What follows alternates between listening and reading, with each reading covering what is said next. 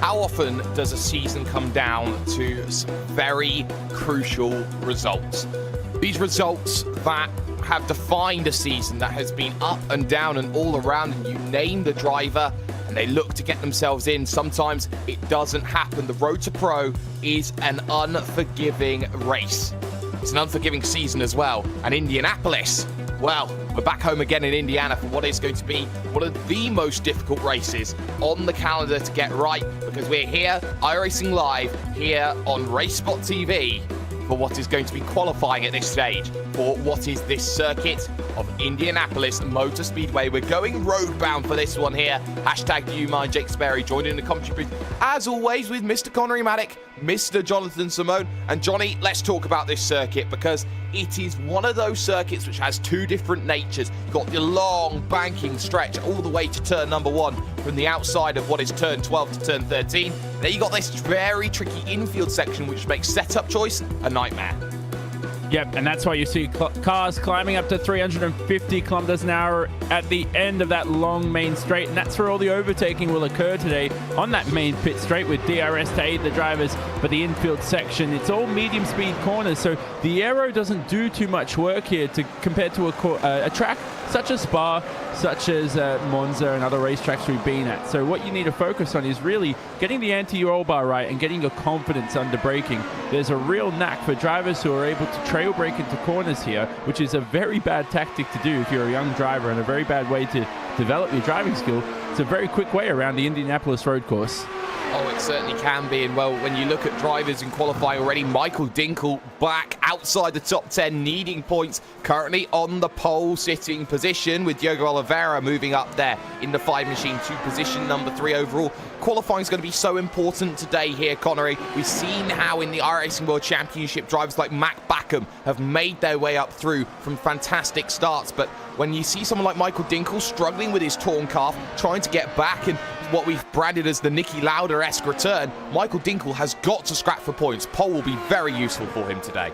I mean, he has provisional pole for the moment, so things seem to be going rather well for the injury-stricken driver so far, but Sebastian Job does pit him to the post there. Alex Simpson heads his way across the line. Let's see what he can do. This could be a good opportunity for him to get his first win of the season, but that's a front row start currently for the Apex Racing UK driver. We also have a couple of other drivers on laps. We're coming to the end of them now. Moritz Lohner coming through the final turn now. The Hogansville Cole Motorsports driver, what can he do as he heads his way across the line? And that is going to be only good enough for not even an improvement. So he's down outside of that top 10, almost inside the top 20, just inside the top 20 there. So not a great qualifying for Lona. No, it's not. And with only one split, that's going to be the big difficulty that a lot of people are going to have. Someone out on circuit needing to set a time will be Riley Preston, so we'll keep an eye on him. But Johnny, we got another name for the good list that you like, of very, very good names. You pronounce it Diego Jimenez, but if you want to be really technical, Diego Jimenez Hormilia. Well, he's currently last in the timing sheet, so cool name, but you got to impress on the, pretty much on the timing screens here. He's got DRS open on this back straight between turn 7 and 8, then heading through the 8th corner on the racetrack. This is a corner you need to trail brake at. Don't worry about exit speed. You're going through this section, which has been remodeled through the years. And then widen the car through this apex, use all the curb. It's pretty flat there, so you'll get away with that. It's so easy to lose the rear end here, and we saw in RaceSpot Race Day early on in the season some cars doing some tail spins, 360 spins. As now we go across the main straight, here's Diego. Yeah, and Diego Jimenez crosses that line and does himself a 1:08 flat, improves time but not position. Philippe Lambert last now in qualifying with a 1:10.092. Eye on the 4 though of Tommy Østergaard. Østergaard in a lot of issues, Connery. His wheel 2 hours before getting into this race snapped on him. He's got a lot of issues now trying to control that vehicle. I do expect him to be off the pace, but by how much? Yeah, it might just be more of a consistency thing. Of course, drivers of this caliber can quite easily adapt to certain situations that are thrown at them, but it's certainly going to affect Østgaard's speed. Let's see how much as he heads his way through the final corner. What sort of qualifying lap does he set as he gets a wiggle out there as he hits the curve across the line? He goes 1:06.7. That is still a fast lap time. Good enough for P number 5 with a lap in hand.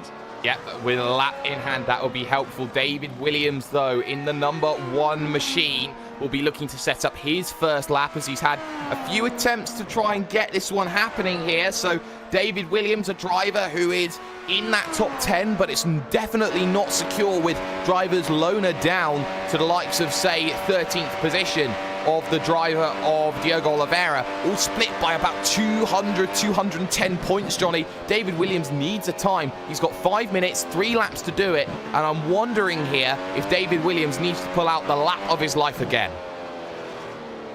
We'll see. Definitely needs to pull out a lap at least, because he's currently going to start all the way down the order.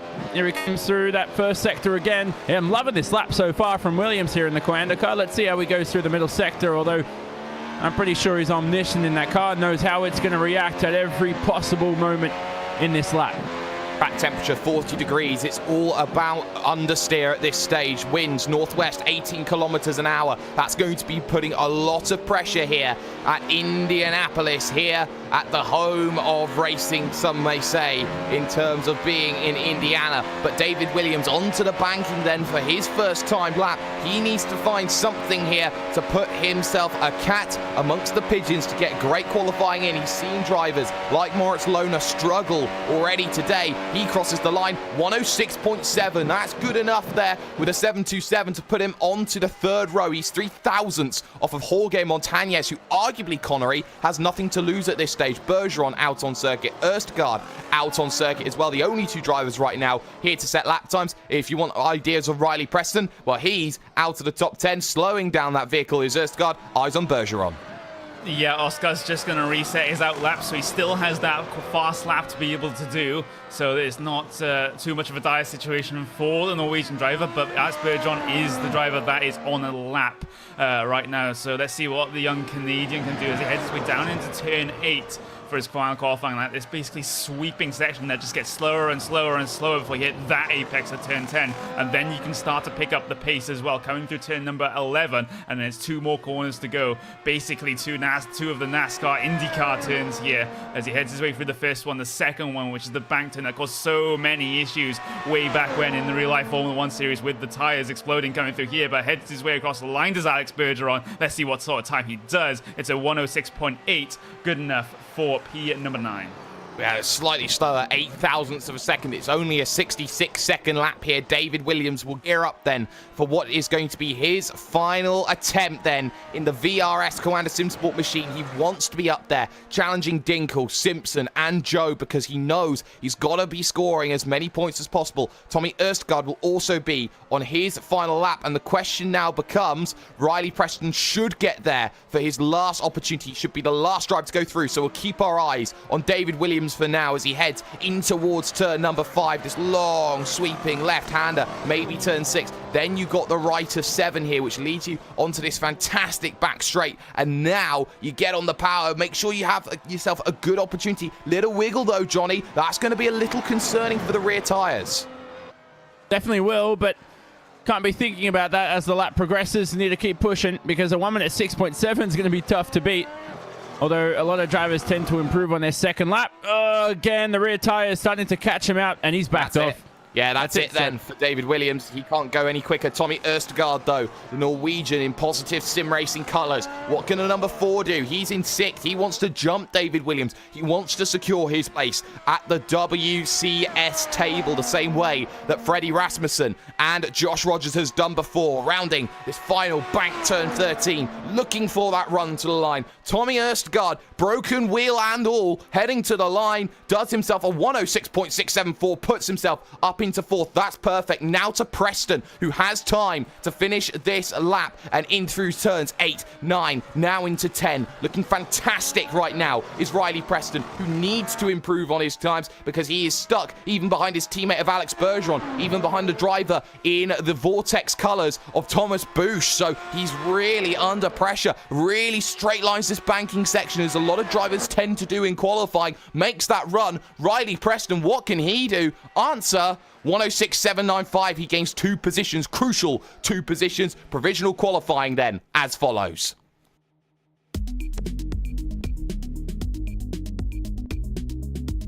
Sebastian Job, there was questions about whether he'd be here for the final 2 rounds. He is, and he is kicking. He is alive with pole position, 106.318. He at the front, 2 of his former teammates in Alex Simpson and Michael Dinkel. Tommy Østergaard will start from 4th position with Jorge Montañez 5th. David Williams then will start from 6th position in the VRS Coanda Sim Sport machine. Diogo Oliveira and Riley Preston make an all-Evolution Racing team 4th row, with Thomas Busch and Alex Bergeron rounding out row 5. Carl Winkler will start from the 6th row, in 11th, with Ricardo Orozco in 12th. Zoran Jonjic and Michael Partington share row 7, 2 challengers for the crown of a WCS seat, with Istvan Ballo and Matteo Calistani behind. Jan Brezina and Rene Venderbosch then will round out the next couple of rows, with Bobby Zelensky and Manu Domingo. Nicholas Rasmussen struggling in the Gap SRT machine. Carl Germanton, and a big shock for Morris Lona, really not liking the setup here today. Michele Constantini, normally an IndyCar specialist here with Stefan Schmidt, Matteo Ugolotti, Victor Preto, Diego Jimenez, and also the likes of Philippe Lambert, last vehicle set a time, and Antonor Jr. and T. Beecham fail to set times. But what we're going to do is we're going to step aside for just one moment. When we come back, the fallout from qualifying in the iRacing Road to Pro Series. 2 rounds to go. Everything is vital. Don't go away.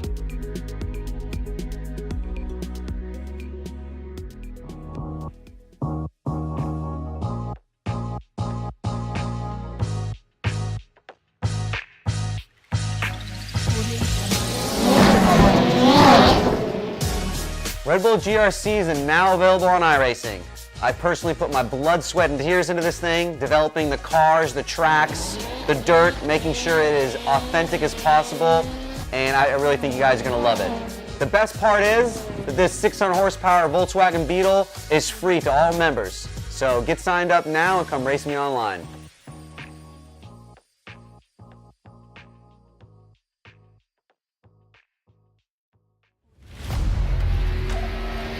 The yellow flag is out. Pit road is now open. Keep your eye on those gauges. We'll give you 4 tyres. 3, 2, 1, now.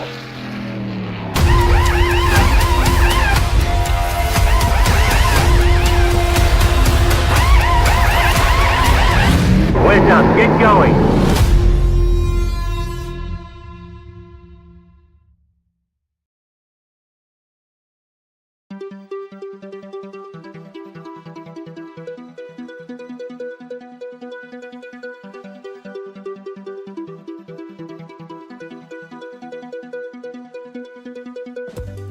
Position is always key. If you're not in a good position, you are always starting on the back foot. So when it comes to putting yourself in that place that gets you right to that front, right in position to score vital championship points, there's only one man who has been doing it the best here today. Is a man with 2 race wins already this season. A man who maybe isn't as secure as people would think at first that he'd be. But the 13 is Sebastian Job. He's shown that he is very good on one lap. The pole lap is as follows.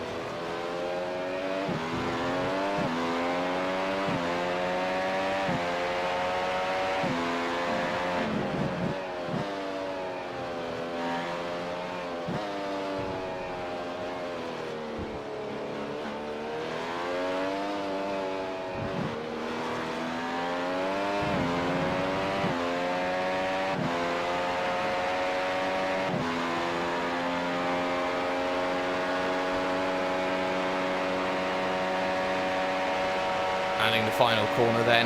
Across the line will come Sebastian Job, a 106.318 over and done.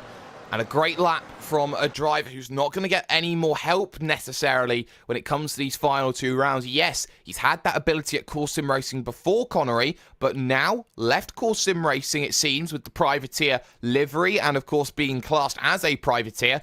Sebastian Job's now on his own, and that's a very scary prospect for the last 2 rounds. It is, and when you consider that the season he's had so far, he's put himself in this very, very dangerous position of potentially dropping outside of those top 10, and as a result, not getting a World Championship Grand Prix license for next season. And for his future team, whichever team that may be, they perhaps might not be happy about that. So his work is cut out to try and get secure himself within that top 10, because the bottom end of that top 10, that is oh so close, within 100 points of all of the bottom 5.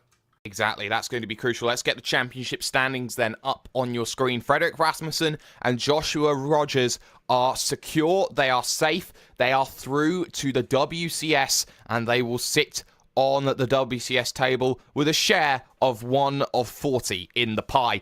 You look at drivers who are looking to try and qualify into that WCS today. Alex Simpson, Tommy Erstgaard, probably the 2 favourites that you'll see there. And Alex Simpson, Johnny, he's done exactly what he needs to do. Capitalise on drivers not being there, qualify high, and if things stay the way they do for Simpson, he could be taking the Road to Pro crown, away with him. He definitely can. I mean, the points gap to Rasmussen's enough to claim in the next 2 races, so he can claim that top spot away. And what makes this more interesting is these guys behind who need some vital points to get into the top 10. Just remember that the strength of field also drops when Rasmussen and Rogers aren't there. So you're getting less points now per victory. And for someone like Dinkel, who needs every single point he can get, Mike Partington, Diogo Oliveira, this job just gets tougher and tougher. So no pun intended for Sebastian Job, because he's got a tough job on his hands here. One thing I want to say, though, I do think that top 4 is pretty much safe, and we discussed that during the week, Jake, too. Yes, we did, of course. Let's just plug the Simone Racing Report when we get the opportunity to. Yes, please. Yes, the Simone Racing Report. Watch Johnny and his articles. SimoneRacingReport.com. Sorry, yes. Thank you. Make sure you go there. But Connery, that bottom 8, shall we say, from 5th to 13th, you got Moritz Lohner, Sebastian Job, David Williams, Riley Preston, Ricardo Orozco, Zoran Jonjic, currently in the very important 10th position. Then you got Dinkel, Partington, and Oliveira. Michael Dinkel's 3rd. He's 40 points back right now, 42 points, and he's got troubles with his leg. If there's consistency issues, it's going to be happening on the braking due to that instead of acceleration. Yes, you can right foot brake, but what's going to be the real difficulty that Michael Dinkel's going to show throughout this race? I think you said it just then. It's going to be the consistency. It's going to be the same with Tommy Osgard as well. He put himself in a situation where he's not used to driving in the weird way he's driving with his wheel right now. It's going to be similar with Dinkel. He's going to have to manage his issue with his leg and just try and get some sort of lap time out of it. We know he can do the 1 lap pace that is required in qualifying. He's P number 3 on the grid. But the thing is, can he do that for a race distance? That still remains to be answered. It certainly does. And, well, what was really shocking in that qualifying was Moritz Lohner there, Johnny, because he's all the way back into the mid to late field. And with drivers that he's probably not raced with all season long, drivers that he has to try and understand and learn about as he looks to try and get back through this field, he can't afford to sacrifice 100 points today. That's going to be a nightmare. He's got to finish probably within 6 positions of Zoran Jonjic, if that to Michael Dinkel too. So he's got to be incredibly careful about what happens. Being in the mid-pack is arguably the worst place to be at a very tight circuit when it comes to the opening lap. Can I retract my 10-year, $100 million contract, or is it too late to do that at the moment? I think it's ironclad, is it not? I'm not sure. I haven't got it laminated, so I'll tell you that much. But the thing is, you bring up a great point here. He's in the mid-pack. You look at the starting grid right now. It's chaotic. All these drivers in front of him. You look at the run to turn 1 here. It's 670 meters from pole position to turn 1. Lochner's got more than that to deal with. So he has to nail the start. It will bottleneck into those first few corners, and it gets tighter and tighter through the first few sectors. This is where he's going to earn his money's worth. You know, all those races where he's pushing for pace and trying to be up the front here. We saw Josh Rogers make an amazing comeback from what, to be honest, was a terrible mistake at turn 1, or turn, whatever it was, the, what's that corner called again? The center corner, unfortunately. Tamburello. Where center crash. Tamburello, exactly. And he made up for it, made his way through the field, showed poise. I think Lochner's got all those skills, and he's got the pace to make his way through these drivers. And the other thing is, take note of this, there are a lot more split 2 drivers in this field. And so for Lochner, it's going to be much easier to pass those guys because maybe they do lack a bit of pace, but at the same time, he may also lack a bit of pace due to his qualifying performance, and maybe he's set up too. Yeah, that may be the case. Being a driver on your own is always a difficult factor, especially when it comes to the Huizinckveld core motorsports machine. But Connery, you know, you look down this field about drivers who have now this opportunity to go out there and impress. The 777 of Thomas Busch hasn't been here all season and is looking for that one standout drive to put himself there. He's got the championship protagonists all in front of him, Preston, Oliveira, Williams. Thomas Busch, he's not really going to care today about this championship picture. He wants points, he wants positions, he wants to go out and make a name for himself. Yeah, and it's the same with the vast, in fact, all of the split 2 drivers that are currently, or perhaps going to be in this race session. It's going to be a race of pride for them, a race of look and see what I can do when I'm racing amongst some of the best in this series. And, well, we've also got a couple of other names down the field as well. You've got Nicholas Rasmussen, Freddie Rasmussen's doppelganger, shall we say. And we've also got Carl Germanton down the field as well. So... And we've also got Stefan Schmidt as well from the Affinity Racing team as well. So that would be their top split debut if they manage to get it. Yep, Michele Constantini also springs to mind. Johnny, I'm going to come to you first on this. Your predictions for the race, who have you got as your favourite? I think Sebastian Job with less pressure should be able to handle this race a little bit better than he has the past few rounds. So I'm all for Seb. Connery? I'm going to go Simpson. Banking on a good start, maybe? Yeah, I think Alex Simpson's going to lead down into turn 1 by virtue of the good start. Dinkel could also have a challenge as well, so I'm expecting Sebastian Job to drop back on the start and the Apex Racing UK guys to lead into turn 1. Well, Paul's going to put an eye on Michael Dinkel here. Paul Smith behind the camera is doing a fantastic job. Keep your eye out, though, on the likes of, say, maybe a Riley Preston has something to think about. Maybe starting lower down can make positions. This is not a cut and dry race by any stretch of the imagination. We've seen what's happened in the past. Backham and Hutu having a massive coming together, which actually caused Matt Backham to have a 1-race ban. So you have to keep your eyes peeled for anything that goes on at the circuit of Indianapolis. This is sim racing. This can turn on a knife edge. So what we're going to do is we're going to just step aside for just one moment because that knife edge gets ever closer as we get tantalizingly close to the start of the racing action. This is round 9 of 10. This is crunch time. Don't go away.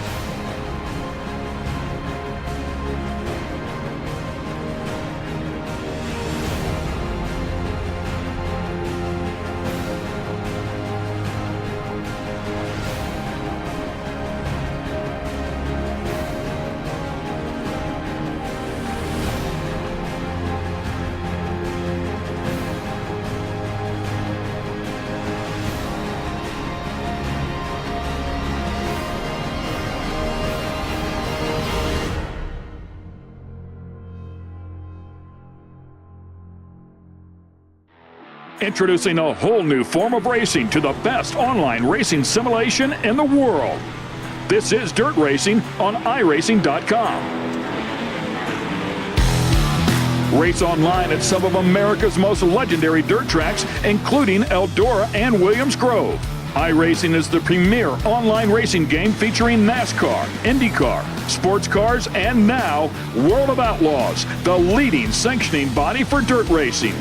iRacing is easy to use and features a centralized ranking system to make sure you have the best experience at any skill level. With a massive inventory of high-precision laser scan tracks and cars with an unmatched dedication to quality and detail, iRacing gives you the most authentic online racing experience available. Thanks to iRacing's dynamic track system, developed specifically for dirt racing, tracks change over the course of a race, just like your favorite dirt track on a Friday or Saturday night. From a slick racing groove all the way up to the cushion, iRacing's dirt tracks deliver non-stop racing action. Partnered with the World of Outlaws, iRacing is your source for the most authentic dirt racing experience available, featuring 4 brand new tracks and 11 new cars, including street stocks, Legends cars, late models, NASCAR trucks, winged and non-winged sprint cars, with much more on the way. Join the Dirt Revolution on iRacing.com and start slinging mud today.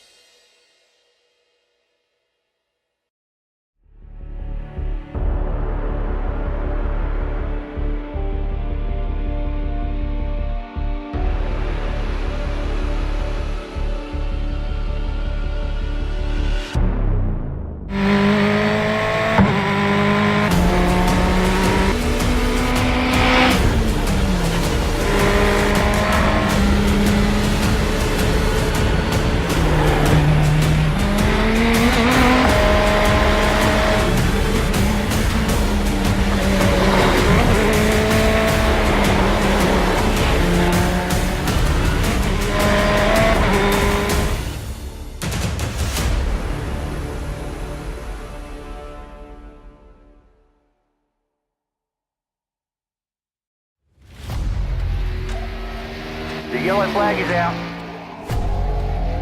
Pit road is now open. Keep your eye on those gauges. We'll give you 4 tyres. 3, 2, 1, now.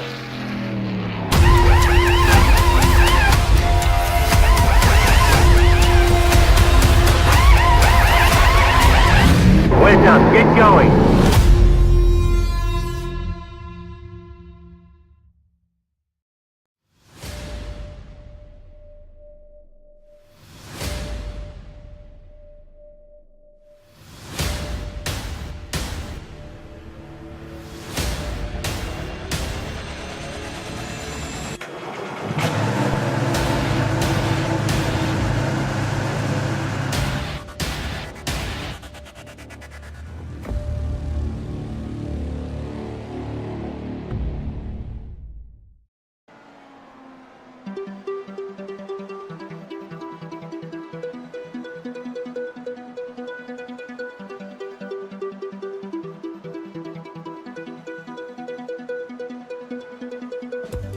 Race time.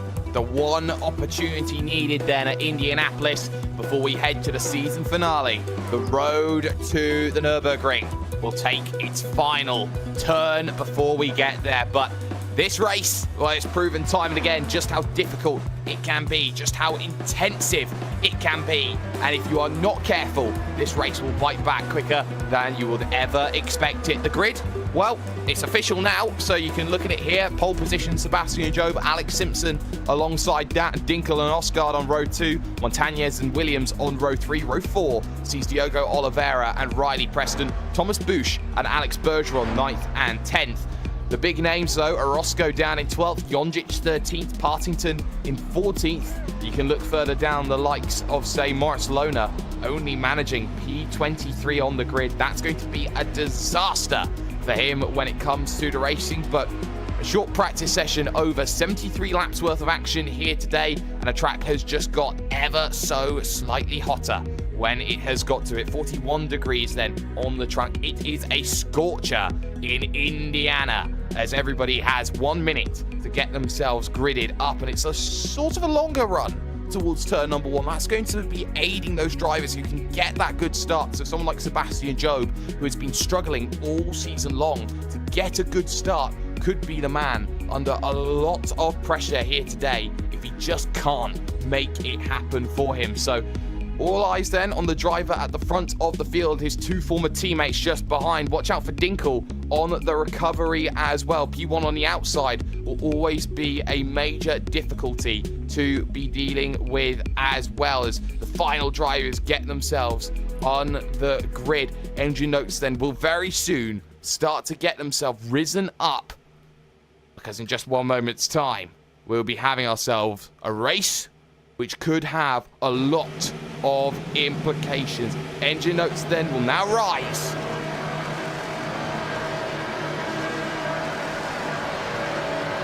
Green and go. We are underway, and again, it's a fantastic start from Michael Dinkel of all people. He'll thread the needle, go 3 wide into 1. It's 3 wide behind as well with the 2 PSR cars, and David Williams going down to the inside. Dinkel gets the whole shot. Job in second, battling now hard into turns numbers 1 and 2, which bottlenecks up a bit, and there's contact behind. Up and over goes Riley Preston, I do believe it was, who's gone up and over and out of the event potentially at that stage. And the disaster start, Connery. It's all over again. Preston could be out of a WCS seat with that. Yeah, he probably will be. I don't see him coming back on track anytime soon. Still battling for P number 3 at the moment. Tommy Oscar currently defending, or rather attacking Alex Simpson as they head their way onto the back straight for the first time towards turn number 8. Oscar has the inside line here, but look how much time they lost to the leaders already. Simpson has to hang it around the outside, get the second inside line for the second apex, and he does. So Alex Simpson will hold position, but he's already starting to drop off the back of your leading pair. He is. He's under pressure from Tommy Erstegaard, David Williams, Jorge Montañez in there as well. And Thomas Bush is turned around in the 21 machine, the Vortex Sim Racing machine, the Logical Vortex Sim Racing machine. And that was where the bottleneck happened. Caught by Michael Partington as well, I do believe it was. So Michael Partington now getting involved. It's all a nightmare now, Johnny, for ERT. Yeah, they have to watch out. These points are critical with only 2 rounds remaining.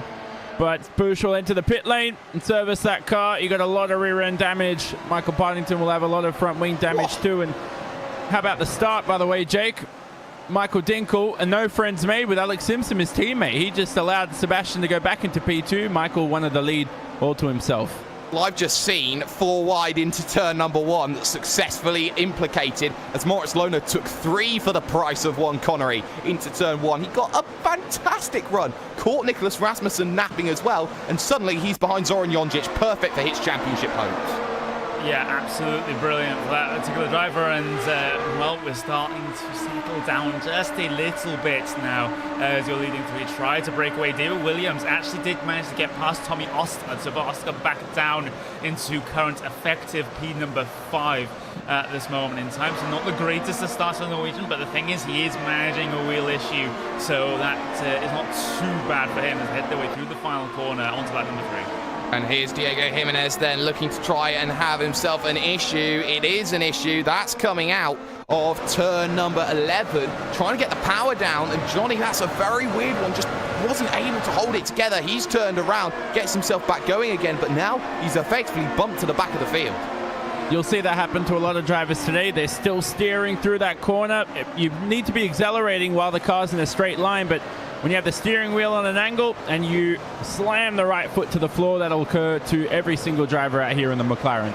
It will, and while I'm just looking at this train going back from David Williams here, Connery Callister at the back of it. In front of that, Oliveira versus Orozco, the 2 Brazilians, 1 former positive sim racing, and effectively the heir apparent, shall we say, Ricardo Orozco is. And Diogo Oliveira, he's got no other alternatives. He's got to make positions. Orozco's +4 already. Oliveira is -2 overall, and he needs to find some pace. Yeah, man, he is basically in a bit of a gaggle of PSR cars. You see 4 PSR cars in his immediate vicinity, so it's going to be an issue for him, and it's a relatively comfortable feeling for the rest of the PSR cars, knowing that they have all their teammates around them. They know exactly how each other race, so it's not going to be too much of an issue for them. But heading on to lap 4 of the event now, and look at this, Sebastian Job right on the back of Michael Dinkel for P1. Of course, job, at least on my system, no core sim racing paint job on that machine. He's a privateer now, and that new team announcement will come soon, TM. And iRacing soon coming in, and Nicholas Rasmussen turned in the 16 gap SRT, and there's more troubles in front. That's Carl Germanton, I believe that's Bobby Zelensky getting involved as well. So Bobby Zelensky, the oval driver, you know, first and foremost, getting involved. Two separate incidents there, because that was Istvan Ballo just checked up by Moritz Lohner. All go around, all in issues. They all keep it going though, as Michael Dinkel still at the front of the field gets that little bit of a gap through the midsection of the track there. Johnny gives himself that opportunity to run away from Job, not allowing DRS and ERS to come into activation. Well, we could see a change for the lead here. Depends on the core sim racing cars. Top speed. DRS enabled for Job. Here he goes for the lead.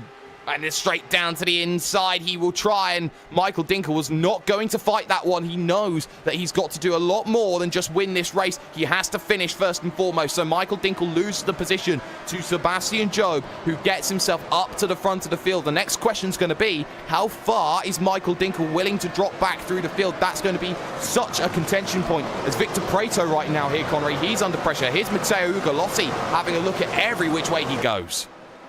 Yeah, as he races his driver through turn number 4 up towards turn number 5 and get the car slowed down for turn number 6 as Ugolotti fails to do his car spun ahead. That's a PSR car, that's Jan Brezina. That's had a couple of issues in that particular corner. Only just safely rejoins the track there. And that was just a self spin coming down into 6. Yeah, that was a self-spin, so Jan Brezina needs to work on the consistency value, and lap traffic's always going to be a big difficulty here, Johnny, especially when you're Obe or Dinkel. You've got to negotiate more traffic than you would do in the last 4 or 5 races, shall we say. Yeah, and this track's a lot shorter too, so that traffic's going to come up a lot earlier. Only lap times in that 1:06 range, of course, as we saw in qualifying, so drivers doing 1:09s now in the early stint. But on Michael Dinkel, this is a driver whose World Championship dreams were done and dusted only a few days ago. He somehow found the grit to make a Niki Lauda-esque return to the cockpit, and now he finds himself second in a Pro Series race. This is a remarkable effort by him. So even if he's second right now and he lost the lead in the early laps, it's still good for him to get those vital points.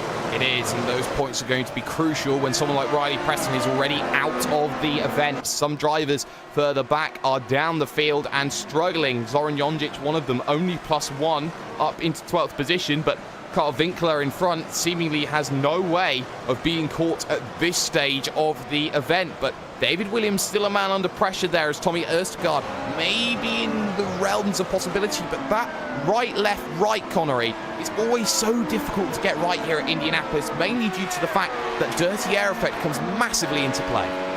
Yeah, and through that section, you're always slowing the car down as well as the apexes get tighter and tighter. So it's a combination of issues that the drivers have to deal with. We've had a couple of issues with, I believe it's Yogi Montanez there of a technical nature. So that is very, very unfortunate for him. As looking out there on track, though, Ricardo Orozco looking at trying to get past Alex Bergeron for being number 6. Had an opportunity to turn number 1, wasn't able to capitalize on that opportunity. No, he wasn't. So Alex Bergeron then, a man under pressure, as Orozco looks to jump now into the 6th position to go +6 and to get vital points in his championship picture, because he is one of the least safe drivers in 9th position overall. Knows he's losing out right now. His points to Michael Dinkel. He's got to take advantage now here, Johnny. There's no other alternatives. Yeah, exactly. So he has to also hope that Riley Preston, who's had a terrible round, I don't think he's going to come back either. So Riley Preston's definite DNF for this race. He may stay in the top 10. With Michael Partington's damage too, that may help him. So Ricardo's pretty much on the knife edge here, isn't he? Yeah, he is. He's got to make sure that he gets there, but by the same token, by the same point, he's got to be careful that he doesn't run into anything untoward. Eyes though on Michael Partington, Manu Domingo, Matteo Ugolotti just in front, so he's got a lot of work to do. Rene Venderbosch in the Vortex Sim Racing machine just behind. So Partington now needs to start thinking, I've got to gain positions. I'm still -2 despite my spin, despite my incident, as in front of that. Side by side, they're going to go into one. The prime overtaking opportunity, Ugolotti loses it, but Domingo far too deep on the brakes there. He will now lose 1 position and hold up Partington side by side, Connery, as they go into 4.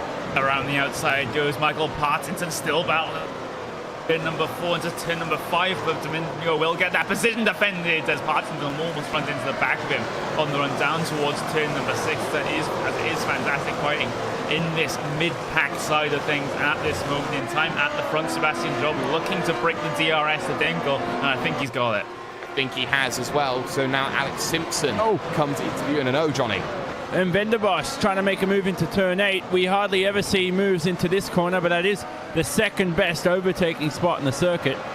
Probably the second overtaking spot anyway, and Venderbos almost loses it. So he had a chance at getting past Partington, but he loses a spot here to Nicholas Rasmussen.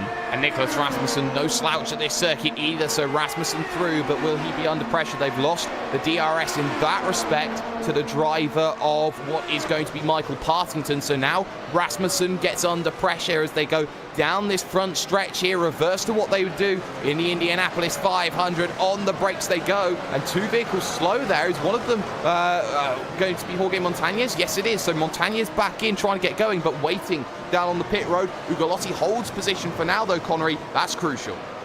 Yeah, it is absolutely crucial for his race. Matt Domingo is going so deep on these brakes, but not making anything happen. I'm a bit concerned about the accelerated tire wear you'll see as a result, especially with the hot track conditions, 41 degrees Celsius out there on circuit right now. So he's got to be oh so careful so that his later stint, or latter part of the stint, isn't a complete horror show for him.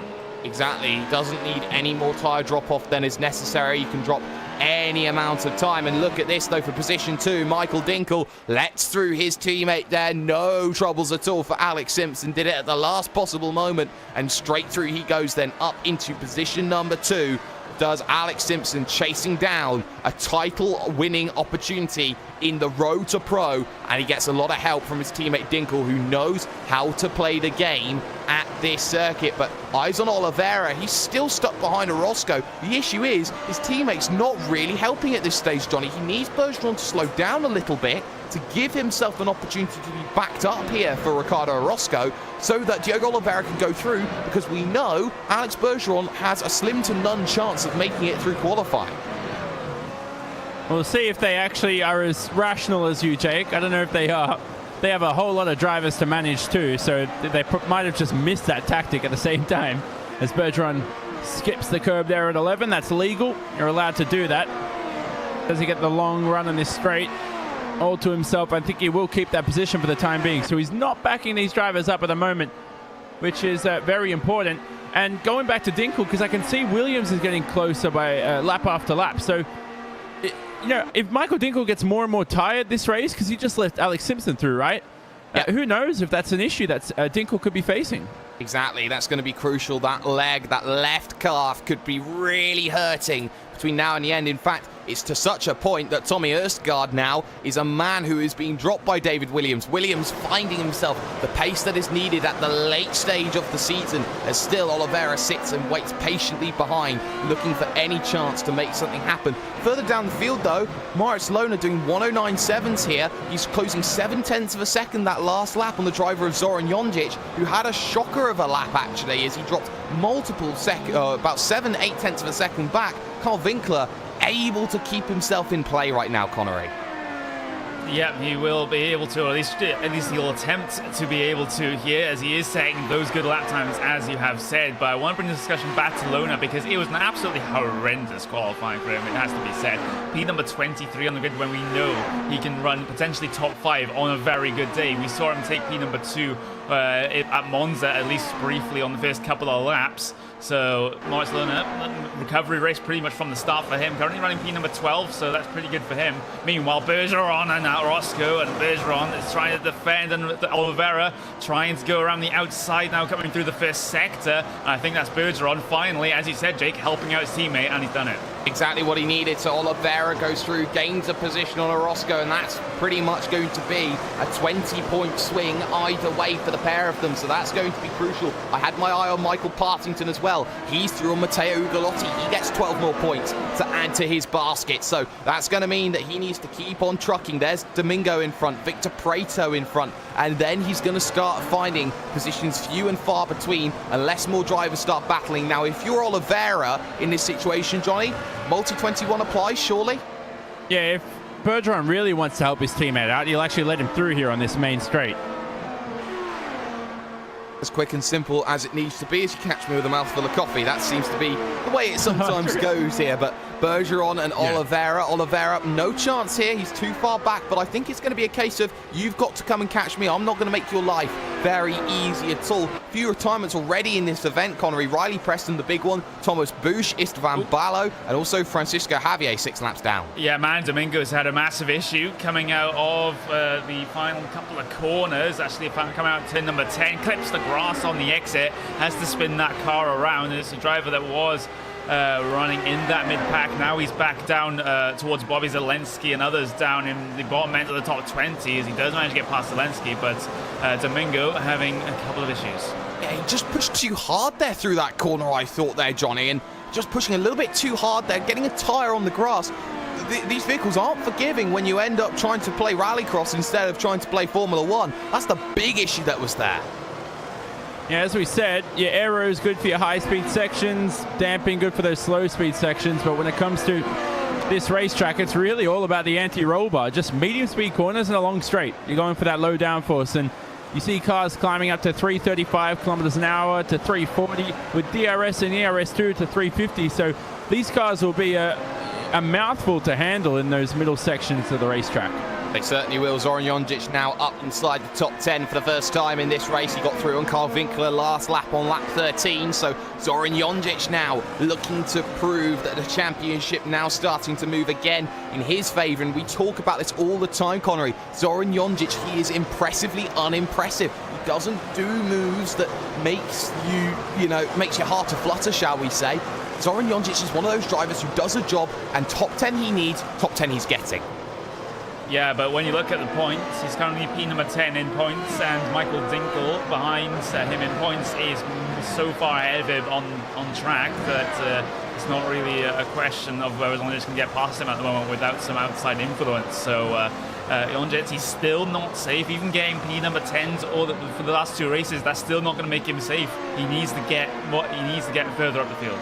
He certainly does. Your biggest movers and shakers inside of your top 10, and it's clear inside of your top 10, Matteo Calastani's been the man on the move. He's +7, started 16th today, really benefiting from a lot of early incidents. You look further down though to the top 20, got Moritz Lohner right now. He's +11, +14, Victor Prato. He's not taking this one lying down, Johnny. He's not. So let's see where he ends up in the end. He's got a big gap to the driver in front of Moritz Lohner, who's actually getting further and further away from him, so he's definitely not going to be catching him anytime soon. Partington, a madman behind who needs a license. So Prato needs to get a move on. Otherwise, we need to give him some of that Jake's Berry coffee that we found out a few laps ago about. Oh, that would be very useful, very beneficial, but I've just been looking at the times that the driver of Sebastian Job has been doing. He just did a 109 flat, and we're talking about 14-lap-old tyres. He's been running 108.9, 109 flat the last 2 laps. Very consistent. We're talking about tyre drop-off. When you think, Connery, that those tyres, you're looking at maybe, 7/10 of a second, a second drop-off? That's the sort of window that you've got. Anything more than, 109.5s to these top drivers, they're going to start struggling on their tyres. They'll need to come down in. Yeah, he does a 109.1 again that last time by, but here comes Diego Oliveira, number 9 machine, over his teammate Alex Bergeron. That's a late dive to be making on your teammate there, Oliveira, but Alex Bergeron was well aware of it and does decide to make way, but that's always a nervous moment when a teammate makes a late dive on his own teammate. That is a heart attack moment perhaps for the driver in front, but if they've negotiated that before it happens over the communications, then I guess it is okay. But at the front, Alex Simpson still trying to match those lap times that Job has been setting, a 109.1 for him that last time by, and a couple laps ago he did catch 0.2 of a second, but the thing is, Job is just running so well at this stage that I don't want to jinx him. Well, I know you don't, but Sebastian Job right now needs consistency, and we've seen how many times he's thrown away very vital positions. Silverstone comes to mind. You can even take the last race at Imola into mind as well at exactly what's happened. Michael Partington, though, in the 13 machine, he's found Victor Prato now. He's looking for a way through to get back to +1.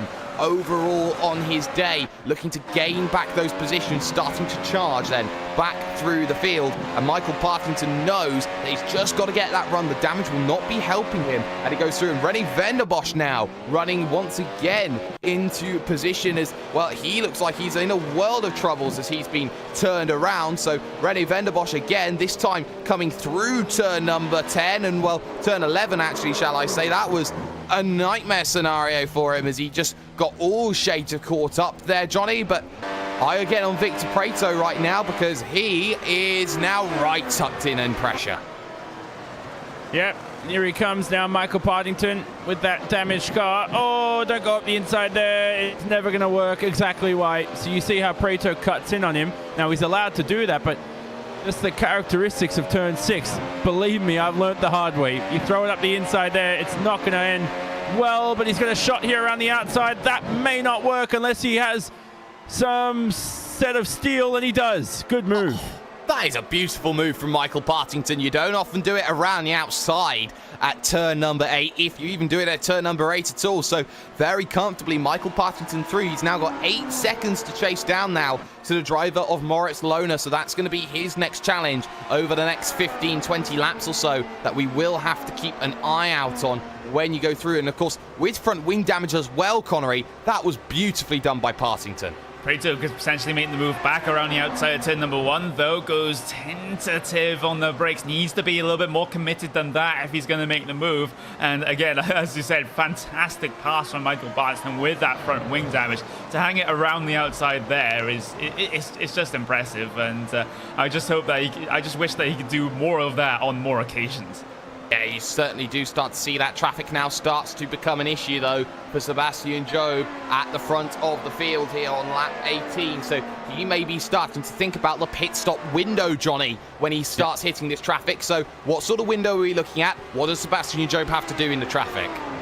Definitely Sebastian Job needs to minimize the time lost, and he has to pit later than everybody else because there doesn't seem to be a gap here where he'll feed out in clean air. Apart from that gap between Moritz Lohner and Michael Partington, so that 22 to 29 second range behind the leader, but he won't have to worry about that for the time being because the pit window opens on lap 30 of 73. That's as early as I'll probably see a car come in. We may see some cars gamble a bit earlier than that, but that's really pushing it. And generally, by the way, Jake, when we see those cars come in before that pit stop window, they do not end the race well at all. No, they don't. Of course, pit road is going to be very difficult as well. And I like what Alex Simpson is doing here, though, Connery. He's dragging Michael Dinkel along with him, keeping him within 1 second, making sure that David Williams has to go even quicker than them to try and get through. And that's going to push David Williams to his limit, because if he pushes too much, then he's going to start dropping positions back as well. Crucial for his championship picture. Absolutely crucial, and I was just watching how Sebastian Job dealt with the lap traffic there, and the lap traffic basically just got scared by Sebastian Job going through. I think Gutierrez, the P number 30 driver at the moment, just basically aborted one of the corners to try and let Sebastian Job past, and I think Job is thankful for that one, but it's not great for Gutierrez's race, as in fact he is multiple laps down anyway because of his technical issues at the start of the event. But Simpson still has one bit of lap traffic to deal with. This is T. Beecham coming through sector number 1, and Beecham's just going to get well out of the way. But Simpson, he's gained a bit of time here over Sebastian Job. Only a couple of tenths, but a couple of tenths matter. Yeah, a couple of tenths makes all the difference. I'm keeping my eye, though, back on Manu Domingo, looking to make his charge back through the field in front of him. Matteo Ugolotti, he will want to get through as quickly as he can, and well, we know how deep on the brakes that he likes to go, and again, he goes deep. There's a little half wiggle there by Ugolotti. He's got to be careful about those half wiggles. They come back and bite as quick as you like. So now Matteo Ugolotti starting to think that he's got a lot of pressure on us. Manu Domingo here, Johnny, he's wanting P16 back. Certainly will. Domingo is a guy I've actually been teammates with for like a month. So he's someone who he doesn't speak any English, so all our communication was through a third party. I'll tell you that much for a story. He's coming through the middle sector. He's improved, though, over the years, Domingo. It's just been a slow improvement, and right now he's got to find a way past Ugolotti. Terrible section. They always remodel that little section of the racetrack, and it's never good. I don't know why. I don't know what the solution is, but it's never good. What about just one long corner that just makes it work? But of course, safety standards have to come into play. But that's what Ugalotti's got to be thinking about now, is how do I defend about this? Victor Prato now a man under pressure as Nicholas Rasmussen goes down the inside and takes another one. So Nicholas Rasmussen, a man on the move as he moves up to position 14. He's +7. Day of the big movers, Connery. It really is. Prato's up 12, and then Junior's up 9 as well. And you've got further up the field, Kalastani gaining 7 positions as well. So a couple of early issues for a couple of drivers were at the front of the field has resulted in a few of these drivers at the back of the field have gained a good couple of positions as a result of that one. And we talk about Nicholas Rasmussen. We have Freddie Rasmussen in the chat just talking about things right there, but this is the same person that has your surname, Freddie, and he is a very, very good defender of the position, as we saw in the Brands Hatch race in the Grand Prix series. So it's going to be tough for Victor Prato to try and get back past here. Well, he'll have an opportunity then as he rounds himself the banking, turn 13, IndyCar turn 1, reversed as it were. But now down the straight that he'll come along, and well, it's close from Prato, but he's saving ERS down the entirety of this straight here. He doesn't have enough. He was trying to use it to defend on the last couple of laps there, Johnny. So he's now going to have to sit and wait, whereas if he had just let that position go earlier on, he may have had the opportunity to come back. Yeah, possibly. He has to sit through this long first sector and hope that he can make a move here through the back straight between turn 7 and 8. But I think Rasmussen may get a run out of this corner. The dirty air starts to kick in here, and it's a pain. Now we're along the back straight. DRS open. Trying to conserve some energy. I wouldn't waste any ERS here, and then they're probably going to use it out of turn 11 and 12. Once they get that traction, that's when they're going to deploy all of the power they have in that energy recovery system.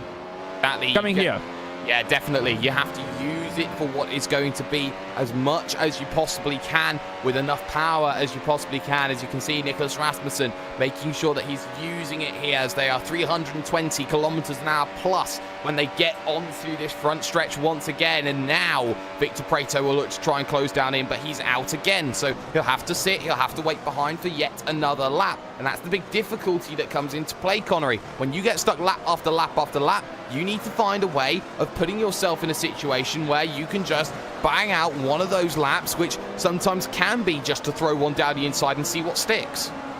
Yeah, I think it's just an ERS issue at the moment. He's using it at the wrong places, always harvesting it when it comes down towards the end of that front straight, because the DRS isn't in effect immediately coming out the final turn. It's as you cross the start-finish line is when it starts coming into effect. So, but the thing is, if you haven't got any ERS at this point, it basically you're trading ERS for DRS and just basically going the same speed coming down that straight. So it's an issue that Prato has to deal with here. Save ERS through this middle sector, through this middle part of the lap, and then just release it all at once coming out of this turn. But the thing is, he still doesn't get good traction.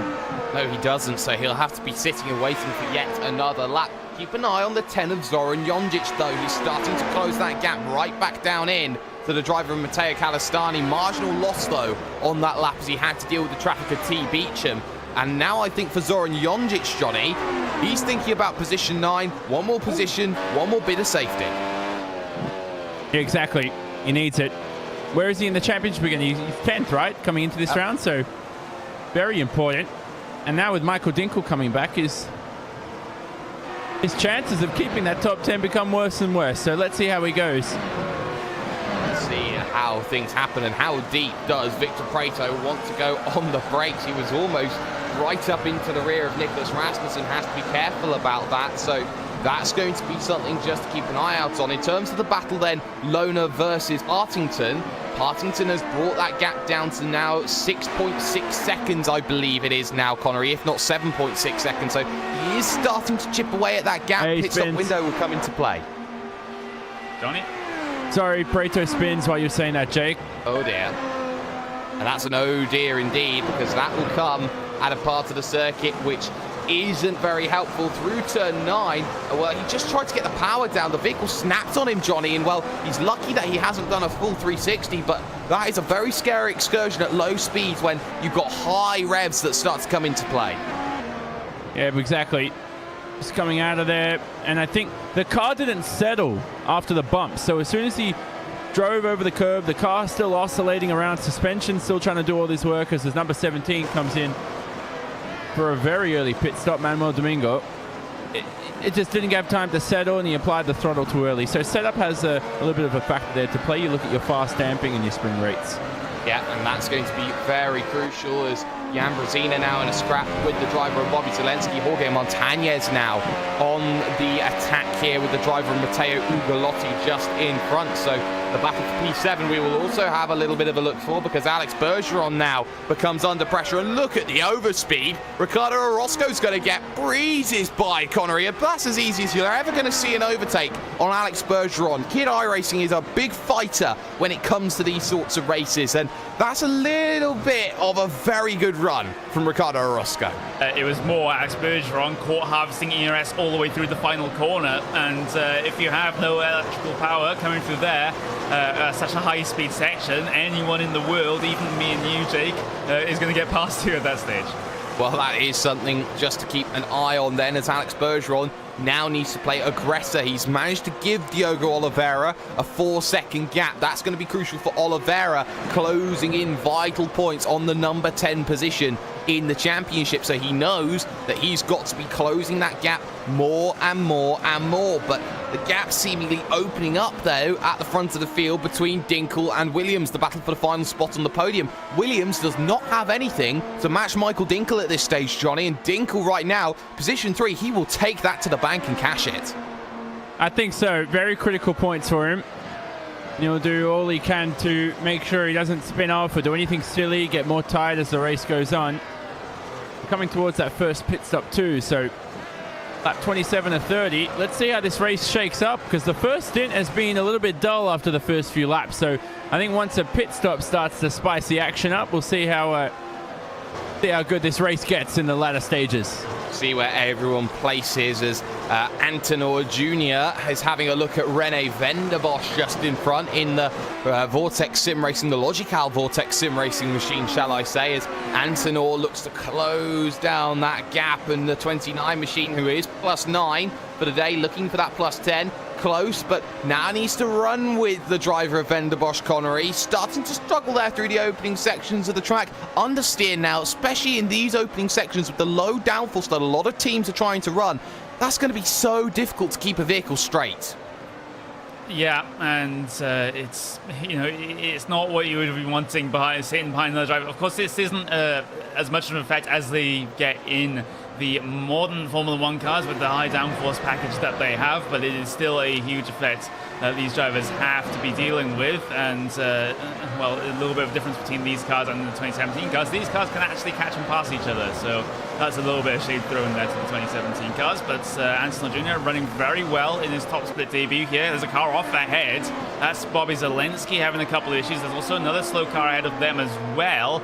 And well, Zelensky just didn't get the traction down out of turn number 11 there, and Ambadar is just a lap car that's trying to get out of the way. So Zelensky having major issues here at Indianapolis. Now Venderbosch is looking at Brazil. Yeah, now he is, and that's going to be key for what he wants. To Zoran Jonjic, he is right on the rear now of Matteo Calistani, and well, now Calistani's got to play defense here, because Zoran Jonjic knows that points mean prizes, and he will be going at it to try and steal away as many positions as he possibly can take away from this event in the Orion Sim, or on the Orion race team machine, shall I say. And Jonjic within that sort of range, if he gets this good run, he'll have the opportunity as he rounds this final banked corner. Very famous crash with Ralf Schumacher, of course, was imitated in the iRacing Grand Prix Series by Giuseppe Ragusa. Defensive line taken by Calistani. Then he's not confident. He wants to break the toe on the brakes into one, and well,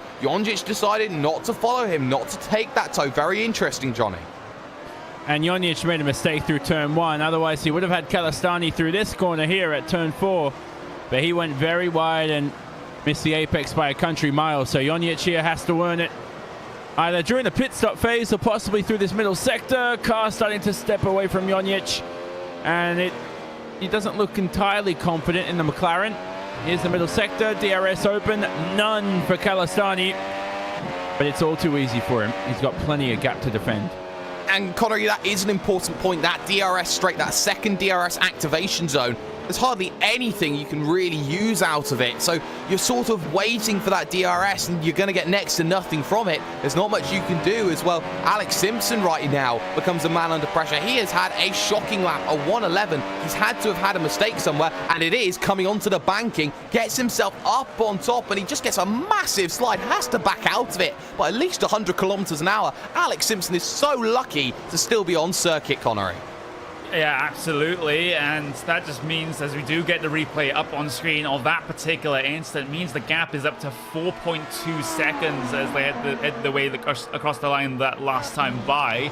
And, you know, it's not what Alex Simpson needs at this stage. He needs to be close to be able to make a potential undercut happen coming through the pit stops. And, well, that is much more effective here in these track conditions as it would be at other circuits because of the accelerated track. Yeah, and that's certainly going to be crucial because Sebastian Jobe's pressure is now all but gone when it comes into play. So Sebastian Jobe now arguably is safer than he would have been about 2-3 laps ago, as Michael Dinkel will be very happy just to be poised and to sit and wait behind his teammate on the run down into turn number 1 once again. So Michael Dinkel, no worries. Lap 31 of the event then for your leading drivers, and that means, Johnny, pit stop window time. I was about to say, it's pit party time. Get your, what are those triangle hats called? Get those out. Get everything out. And let's see drivers start to come into the pits. Here comes the critical stage of the race. Thank you, Zoran Jonic. Almost making a move. He takes that wide line into turn 1 yet again, although this time he's trying to make a move. You can slot it up the inside here into turn 4, but here's a lap car trying to make things a little bit more interesting in front of him. Kalastani, that's Andriy Ambadar. Is he going to get out of the way? Surely does. So off the track there. Track starting to rubber up, by the way, Jake, very, very quickly this round. It is, and that's going to mean that there's going to be more grip, but they'll get to a point where the grip falls away, and Kalastani has been struggling at certain points of the lap, so keep an eye on what he does in comparison to Zoran Jonic, who is a lot tighter there through that left-hander of 8 into 9 and 10. Alex Simpson, though, decides that the tyres are dying. He needs to come down in. We saw how he just exacerbated those tyres, Connery. He's having to make the early stop. He's the first driver to blink. Yeah, and that's a very good decision from him. As soon as you start to feel those tyres, that back end slipping out, starting to go away from you, that's usually a good time to start thinking about bringing it down on towards the lane. And now eyes on Sebastian Job as well. We know that those course and racing, or rather ex-course and racing cars, are very, very tail happy with their setups, but I haven't seen it as much from Sebastian Job in this particular race. So he's taking things a little bit more casually. He knows the mistakes he's made previously in this season, and now does he come in on this lap to try and cover off the undercut from Alex Simpson? Well, it was a very good decision potentially for Alex Simpson. He will now force all of his rivals to maybe think about diving down onto the lane early as he goes through 37.6 seconds lane to lane time that we see from him. So that's going to be crucial in the long and the short of it. Zoran Jonic had a chance side by side on Kalastani last lap. That didn't quite happen either. So the question is, does anybody decide to dive down in and cover the move? The answer is going to be an affirmative no, because Sebastian Jobe has the gap that he can use. But the question now comes, Johnny, what sort of lap times can drivers do at Roscoe Pits? I have a look at Orozco, but Sebastian Jobe's going to have to keep an eye out on Alex Simpson, who his dad is generally his spotter, Alex Simpson, and he does a good job there, finding a great spot for him on the racetrack. Is Andy Simpson there doing all he can. Jonic, here he goes. And again, going for the outside, Jake. Is it going to work? No, because Kalastani again just hugs the inside line. Jonic 3 times in a row. He's got to try something different because he's just struck out.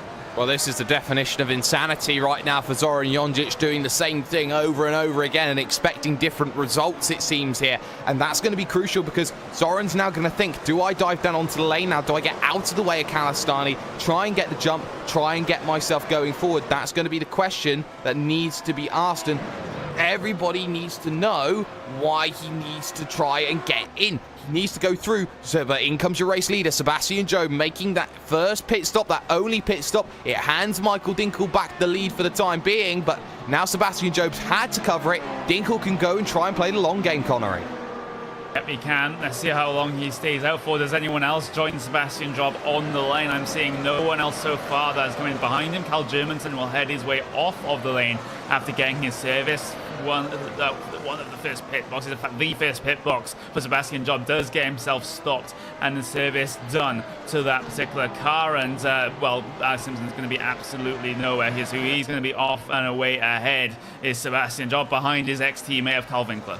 Well, this is the issue that he's got because he's now got to deal with 4 vehicles and it's not lap traffic and there's an ooh, Johnny. There was an ooh from Carl Winkler. Yeah, he got a huge amount of oversteer coming out of the first sector right ahead of his ex-teammate there in Sebastian Job. And Job is just hoping, please, Carl, please don't spin the car in front of me. Exactly, and is this a bit of salt for leaving the team here? If I'm Carl Winkler, I do not make it easy for Sebastian Job to get past. Exactly, you can see on the brakes they go into turn 8 and Job is stuck behind Carl Winkler. This will allow Alex Simpson to close down in. Michael Dinkel now, crucially, will take himself onto the lane, onto the box. So he will now look to take advantage of this, all this difficulty that is happening in front of the driver of Sebastian Job when he least needs it. And in front of that, you've got Zoran Jonjic diving down onto the lane. That's going to relieve some of the pressure with Michele Constantini just in front of that, looking to be lap down traffic. So Winkler now looking to potentially go defensive here as Sebastian Job closes side by side, getting himself the nose ahead. I think Carl Winkler knew he couldn't fight against that, and his old teammate dives through as Stefan Schmidt decides to go around for a bit of an oopsie daisy as well. The Affinity Motorsport machine, that was down at turn 1. Yeah, it was. And the number 25 driver not really having a great day of things down in P number 24. And in fact, he goes just straight on at turn number 1. Doesn't even think about braking for the corner. And well, it's just a little bit of a bizarre incident for him. But he is back out there on track and it seems to be running okay. So no contact with any walls or other drivers. Well, Michael Dinkel out and away, but he is massively behind Alex Simpson at this stage. So Alex Simpson trying to close that gap down in as David Williams stays out for another lap. He's going to go as long as he possibly can, then try and run down a little bit more of the tyre life, get himself back out and going. Out comes Rene Venderbosch side by side down the straight. Diego Jimenez against the driver of what is going to be Matteo Ugolotti, round the outside, down to the inside for 2. Ugolotti has a shot through 3 and gets the better run out of the corner. Beautiful battle between the two, Johnny. Yeah, loved it. Good stuff from those two. So they're battling for those last few points. And we always see that tendency, by the way, just going back to the leaders, of Alex Simpson pitting early. He likes that. Not too early, of course. And Michael Dinkel likes to go a little bit later than a lot of people. So he's out there now, 5 seconds behind Alex Simpson. He's going to have an advantage now for the rest of this second stint, where he doesn't have to push as hard as he did in the first stint if he pits later than everybody. You know, he's got that extra tire life, even if it's 1 or 2 laps on everybody else. And that small quarter of a tenth per lap makes a difference. It certainly does, as now Alex Simpson finds Carl Winkler, who is yet to dive down onto lane. This one also for position, as on the brakes they go into the 8, 9, 10 section. Doesn't have to let anybody through. 2 bits of lap traffic in front as well for Alex Simpson to try and negotiate and deal with, as he now looks to get that run, and he is tucked right in underneath. Really not much opportunity now for Carl Winkler to play defensive, as Alex Simpson's just going to try and set up that run, get himself going again, and make this move as easy as you like. And while he's struggling to get himself there, finally the ERS is being saved by Carl Winkler, and through goes Alex Simpson on the brakes into 1. Slightly deep, but he holds it all together there. He bundled it up nicely, compromises the run through 2 there, Connery, but that's going to cost him quite a bit of time. Yeah, it is. And are we seeing a characteristic very long first stint for Carl Winkler? Because he did this at Monza. Not much success with it, it must be said. But he's trying it again here in Indianapolis. But the thing is, the track temperature is so hot that those tires are just absolutely falling apart. I'm not sure why he does this all the time.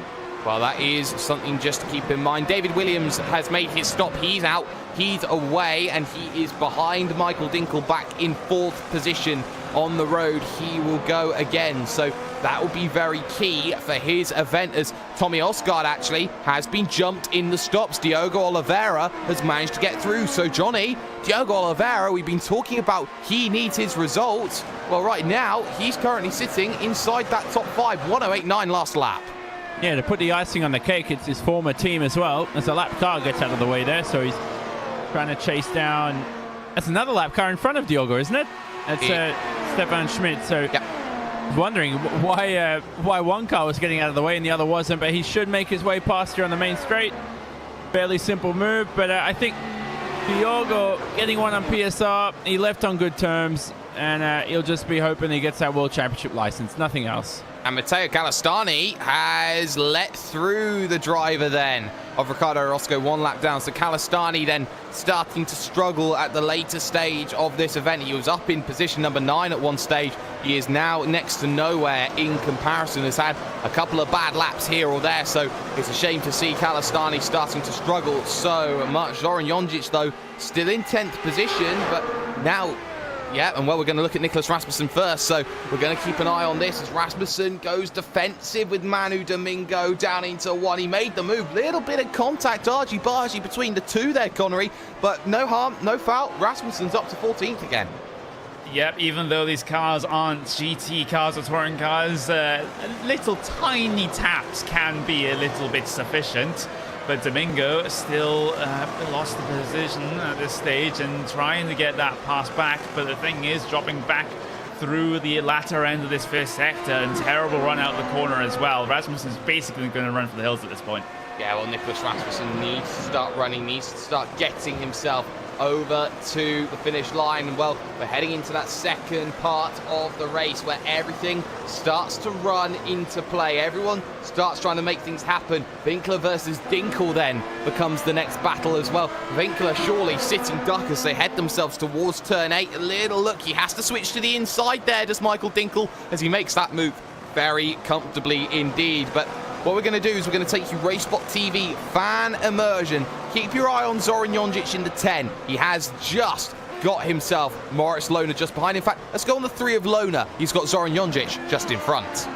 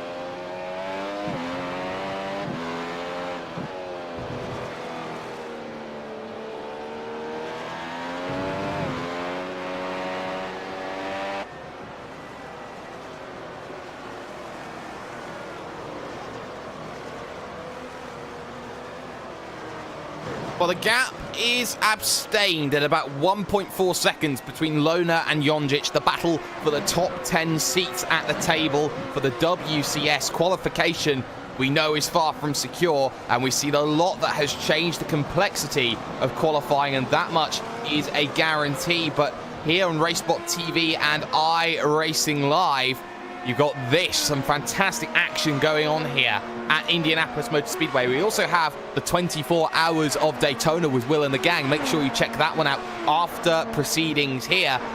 And well, now, Connery, we've been talking about this one as we were off air. We were looking at how Moritz Lohner has made positions up from 23rd. He's taken advantage of the amount of drivers who have struggled today. 6 out of the event, 7 out of the event. Most crucially, Riley Preston, one of the key rivals who would have been up there in that top 10 fight, who we could have just seen out of the championship picture. Yeah, and it's absolutely unfortunate for him because most of the incidents that he has been in, well, basically, I'd say no fault of his own. It's just just a fact of racing down under, and as a result, 41 laps down in yet another race is it must be absolutely frustrating for him. But we know how fast he is. He's always one of those drivers when he is still out there on track. He's always racing at the front, top fives, etc., etc. But it's just issues out of his control that he has to deal with. Yeah, they certainly are, and well, that has a lot of bearing on the field right now. Most crucially, for the driver in the front, Sebastian Jobe, number 1, in position number 1, started on the grid in number 1, and Sebastian Jobe, Left Course Sim Racing, has had the perfect race so far, barring the start where he lost the position to Michael Dinkel into turn number 1. So Sebastian Jobe has been flying all race long. The gap 4.2 seconds back to Alex Simpson in second position, who's been chasing him down every single step of the way. Michael Dinkel with the torn left calf, struggling with braking in third overall, having a fantastic run today, and this could have just salvaged his WCS season. David Williams in fourth overall with Diogo Oliveira desperately trying to claw some points back. He was 200 points back heading into this round on the driver in fifth position, about 150 points back on the driver who was in 10th position overall of Zoran Jonjic. Oliveira is clawing back points. Tommy Østergaard, shall I say, in 6th, with Ricardo Orozco +5. Great drive from him in 7th. And Alex Bergeron right now rounds out the top 8. Very crucial to keep in mind. Zoran Jonjic 9th and Moritz Lohner 10th brings out the top 10. Johnny, this championship has the ability to turn when nobody expects it, and you've got Sebastian Jobe out in front. He's probably not got many people to help him when it comes to this race right now, and he's just got to make sure that he gets himself over the line and he banks all these points. A win at this late stage, so vital for his championship picture. Yeah, I think he'll be all right. I don't think he's being pushed as hard as Freddie Rasmussen or Josh Rogers would have, so he's not going to go beyond the limit.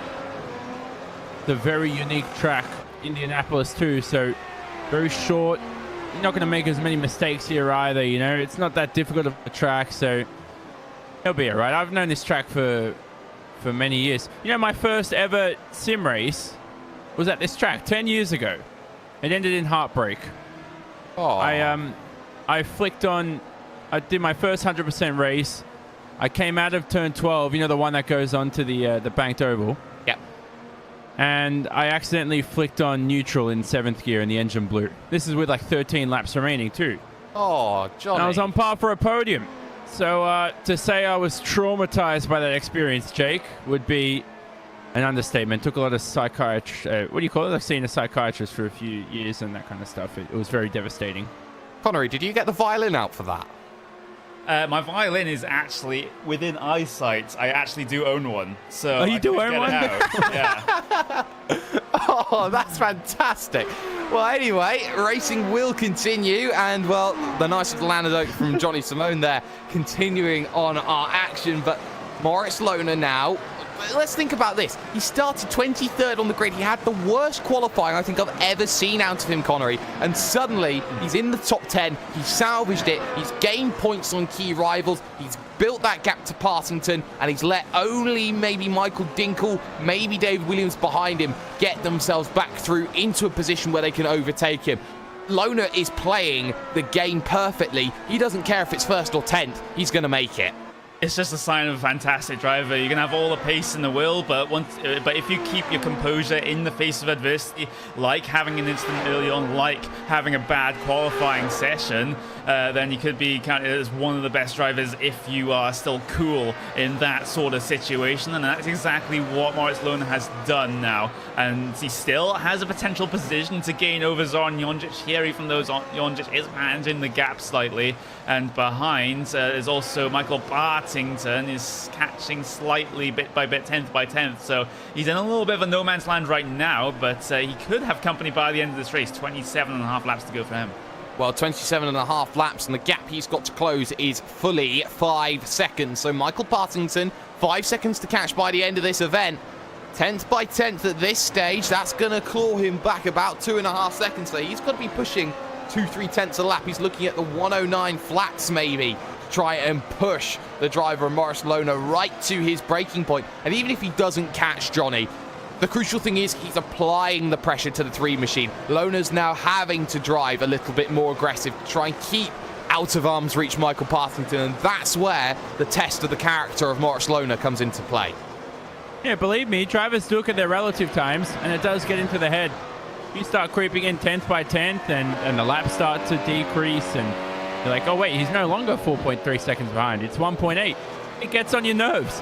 So some drivers, it does get in their head. It's how mentally strong you are, it's how passionate you are in sim racing. One of the most passionate guys about sim racing on this grid is Stefan Schmidt down there in P23. That guy bleeds sim racing, and I love it. Yeah, we all love it, but his teammate now in the Affenty Motorsport machine, Carl Germanson, is under pressure because René Venderbosch is there in the Logical Vortex sim racing machine. And, well, René Venderbosch struggling because here comes Michael Dinkel, Michael Dinkel, to try and make the overtake and easily get himself through the lap traffic. So now Carl Germanson needs to get out of the way, and this is where Venderbosch has to start Verstappening in this situation, Connery. He's got to get behind Dinkel. He's got to get himself into an attacking position when Carl Germanson is lapped. Yeah, usually we talk about lead lap drivers using lapped cars as a pick to try and get past their competitors, but the same thing goes for the other way around. Lapped cars can use the lead lap cars to try and get themselves a pick over their particular battles, but I don't think Venderbosch is going to be anywhere near close enough coming down here, so Michael Dinkel will make his way by relatively okay, and the battle is, well, it stays as status quo. It stays status quo for now, but the question becomes, will the driver of Carl Germanson get DRS then down this stretch as he gets a horrible corner through turn number 10? And now it comes to René Venderbosch. It comes to an opportunity to try and make that move, to try and get himself up into position number 18 out on circuit. Some vital points on offer for those lower down, looking for every single little bit of bragging rights available to them. And Venderbosch close, but having to save Johnny, and that's crucial because Venderbosch does not have enough ERS, it seems, to go and make the move. I think Germanton also had DRS there because of Michael Dinkel. So he was within a second of Michael in front. He definitely would have had the DRS to defend. And that definitely helped him defend the position anyway from Venderbosch. Exactly. So that's what was very crucial. That was what was needed out of that battle. But I want to keep my eye, though, on the 7 of Tommy Østergaard right now because he is still within 2 seconds there or thereabouts of Diogo Oliveira. Oliveira trying to break away, probably has, but the issue is he's not catching David Williams. I think he's now stuck, Connery, and P5 for Oliveira. I think he'll take that, though, and he'll run to the Nürburgring and hope that he gets another fantastic result. I'll say this very, very easily. Diogo Oliveira is in fantastic form at the moment.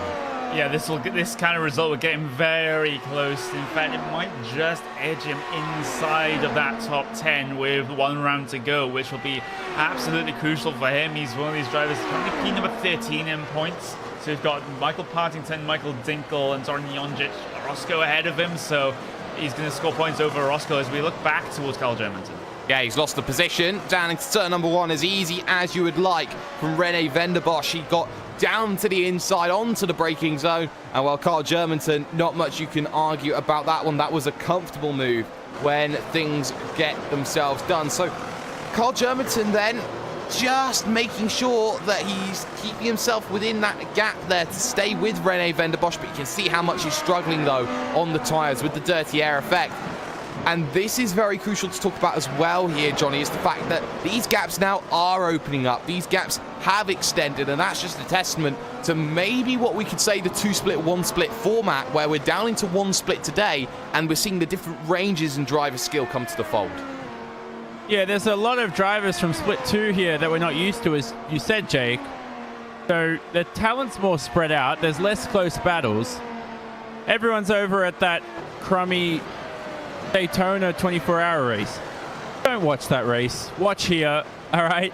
When this race is over, go flick on that race. They only have their 700, 800 viewers. We're struggling to get however many we're getting. Just please, okay? Formula One, this is what it's all about. Grand Prix Series racing. Hour and a half, bang, it's over. This is what we need. Well, this is going to be very good. Of course, we've got Paul Smith racing in split 3, so he'll have a very good opportunity as well. Yeah, well, boo indeed. But I want to talk about Alex Simpson, Connery, because Alex Simpson is proving now that he has had the biggest consistency out of anybody in this entire championship. And on that factor alone, would that make him the most worthy champion here? Yeah, I definitely think it will do so, but the thing is, if Josh Rogers or Freddie Rasmussen were still out there racing, then it would just definitely go to them. But the thing is, if you can't hang it up the whole season, then you don't really deserve to win anything. And Simpson, he's just the most consistent driver in the series, and that just comes down to his experience. And he's a little bit of an older statesman, shall we say. I'm sure he won't mind me saying that. But the thing is, he can use that experience to negotiate these races in a way that not many other people can do. He's just, he's seen every single sort of situation before. He's raced in every single sort of situation before. He knows if certain things happens, he knows what he needs to do. And P number 2, fantastic result for him. Could set him up for the title, taking the title in the final race. I tell you what, Johnny, though, he hasn't actually dropped back here in this second stint to Sebastian Job. He's kept the pace very similar. That may just be Job managing the field, but that's Alex Simpson doing a very good job to keep up with arguably the quickest driver in terms of 1 lap pace overall. And Alex pitted earlier too, so his tyres aren't as fresh as Sebastian. Now, it wasn't that dramatic of a difference. It's not like he pitted 15 laps earlier, but something definitely... I think Alex Simpson's been drinking some of that Bugs Bunny special stuff, you know, from Space Jam. He feels good this race. He's coming towards a lap car there. He's going to certainly get out of the way. That took a lot to, isn't it? So he's going to let him past. Alex Simpson should make this unscathed. My favorite part in a race like this where there's limited overtaking, I came up with a term called arrogant overtaker. It's when you're trying to lap cars in an arrogant way and you just force your way past, close their racing line, and you have all rights to do it. So I call them arrogant overtakers. I love it. Well, I guess what I love is Michael Partington at this stage, because you have to start playing the Jaws theme tune, Connery, because that gap of 5 seconds, which was to Moritz Lohner about 7-8 laps ago, that's down to 3 seconds at this stage. So Partington's taken 2 away from Lohner, and now the pressure starts to show at 3.5 seconds here, or now 2.5 seconds, as he took 0.6 of a second out of the driver of Moritz Lohner. And Lohner's got traffic in Andre Ambadar there just in front. So Michael Partington, hello, he's starting to come in, and the 4 non-blondes might be singing in a moment. Yeah, Miles Mattison's had a relatively understated season so far, but could potentially make a bigger impact heading his way in towards the top 10. Has to deal with the lap traffic on the exit of the right-hander there. That's Ambadar, and, well, he's 3 laps down at this point, so not a great race for him, as he did start at the back of field as well, so he's just here for show pretty much. As looking back, though, closest battle on track is P number 16, Matteo Ugolotti, versus Bobby Zelensky, heading their way through the first sector, and Zelensky caught about 0.6 of a second that last time by, so he is right on the back now with an opportunity. And he made an early error in this race, spun around, and well, it's been fighting back ever since. So Bobby Zelensky wanting P16 away from Matteo Ugolotti. He's close to him, but not close enough at this stage as they get very close through 8, 9, and 10. And well, just in front of them was Alex Simpson, who's gone through on the pair of them. So Zelensky now looking to get that opportunity, but again starting to struggle through this next section. But I think Bobby Zelensky is probably this circuit most at home, Johnny, the fact that it's a road oval. Yeah, they're going to have a factor to play. He's going to make his way past Ugolotti here, I think, for P16. To be easy, DRS open. Too easy. Get out of here. And so what I want to say is that Zelensky's actually done an impressive job this Pro Series for one of the top oval drivers in iRacing history. And he's jumped into a McLaren on the roadside. It's not an easy job. Hats off to him. He won't get the World Championship license, but I want to see him in 2019.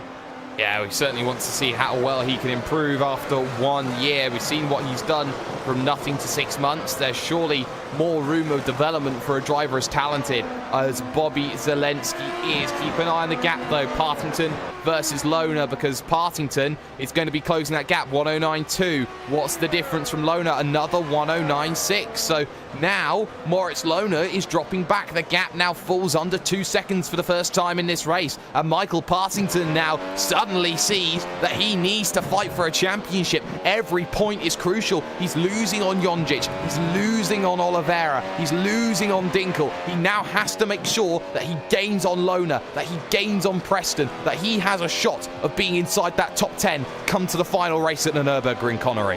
Yeah, he's absolutely on a charge at this moment in time, and when he gets within that DRS zone, that's just going to add to his lap time gained each and every lap as he tries to lock onto the back of the Huizenfeld Core Motorsports driver ahead of him, as he's starting to sort of tease with that 1 second barrier already.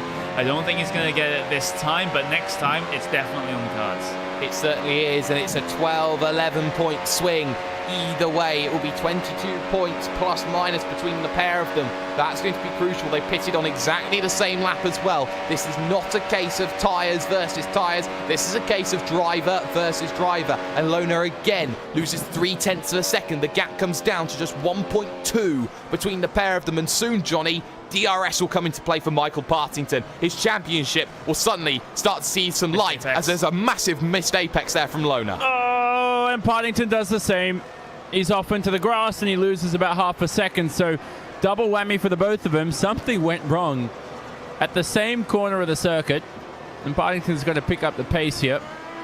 I think I may have remembered racing Partington at this circuit before. So definitely not new to the road course here at Indianapolis. I might actually be wrong with that, by the way. But who knows what goes on in a deep delves in my brain. That doesn't make any sense. Here we go through turn 10. He's got, how long has he got now? 1.6 seconds. Oh, he just has to push through this final stint, Jake. This is where it gets so... You do feel the nerves here as a driver, you know? I'm not going to hide anything. He's nervous, probably.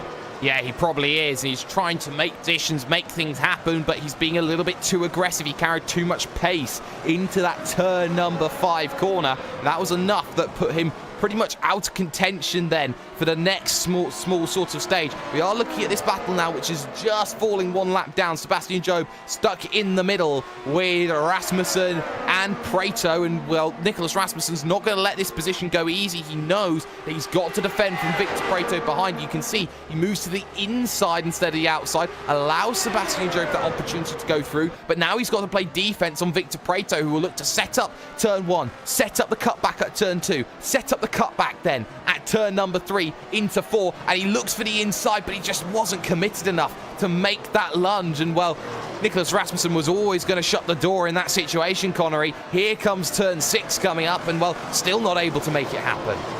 The door was ajar, but ajar's not a door, as you would say there, Jake, is Prato looking to gain yet one more position. He's gained 13 already in this event, so fantastic start to the race for him. And now looking at the latter stages, looking to add +1 to that 13 that he has currently. And it looks like this is going to be relatively likely, as he does have the grip advantage, it looks like, coming through the middle sector. And now he's going to set up the run coming down out of the final couple of turns and make a DRS pass on the front straight. This one could be easy for him as long as he has the ERS to play with.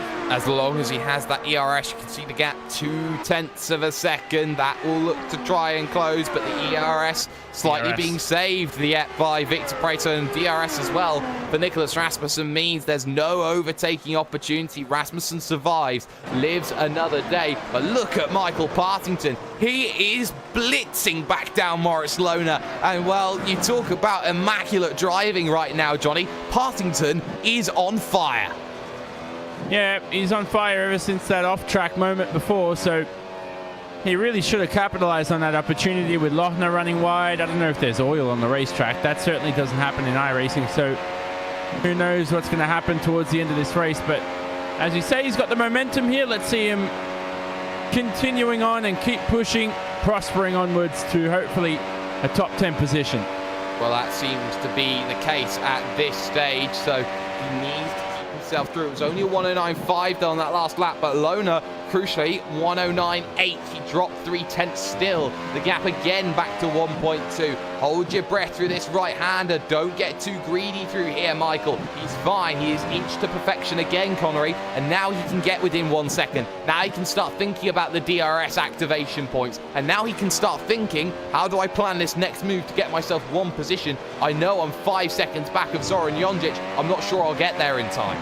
Things keep looking up and up for Michael Partington. And this pass on Luna could happen. The pass on the cars further down the road, like Zonjic. As you say, I think Zonjic is a bit too far ahead for Partington to be even able to be thinking about the Orion Race Team driver at this moment in time. But out of the final couple of corners, going up towards the final couple of corners, they will go. And Partington, he has the DRS, of course. Will he use that overtake button that they have in these McLaren MP430s? I know Lona's using it. Look how much he gained coming out of the final corner. So he used it even early there. And they're both going to harvest DRS at the end of the straight here. They are. So Michael Partington wasn't close enough. He'll save more and wait more for another opportunity. And well, Victor Preto, shall I say, as I'm looking at him there, got confused with the Follow Me Esports driver for a second. Nicholas Rasmussen now has to use all of his defensive prowess to his ability. You can see there's no ERS available for him. He sits back and waits. So Victor Preto struggling with ERS, unable to get into a position to make a move. And that was the greatest chance he's had there, Johnny. Yeah, I know. He's got to manage that better. He certainly should have been in P13 at the moment. The good old lucky 13. He's not Venezuelan, is he? Because in Venezuela, apparently 13 is a lucky number, so it'll be good for him. Here's a corner you don't want to be making a move because Rasmussen's done a thrilling job there of defending that. Hug the inside line, and you can hug the apex throughout turn 6 and then through the tight turn 7. A very frustrating corner. You don't run a 1 wide, but you always will. Then trying to widen the line through here. Turn 8 and a 9 coming up here. Don't worry about the exit. As I said earlier on in the broadcast, it's all about entry speed. Then you slow down progressively. Here's the run that Preto needs, Jake, out of this corner. Yeah, it needs to happen for Victor Preto. Champs iRacing versus Gap SRT. And Victor Preto now looking to bring that gap right back down. The gap closing, but again, he's starting to track a little bit wide. He's starting to feel the effects of the dirty air, and well, he gets himself the opportunity, but look at Nicholas Rasmussen just defend it with his own ERS there, Connery. There's nothing, it seems, that Preto can do here.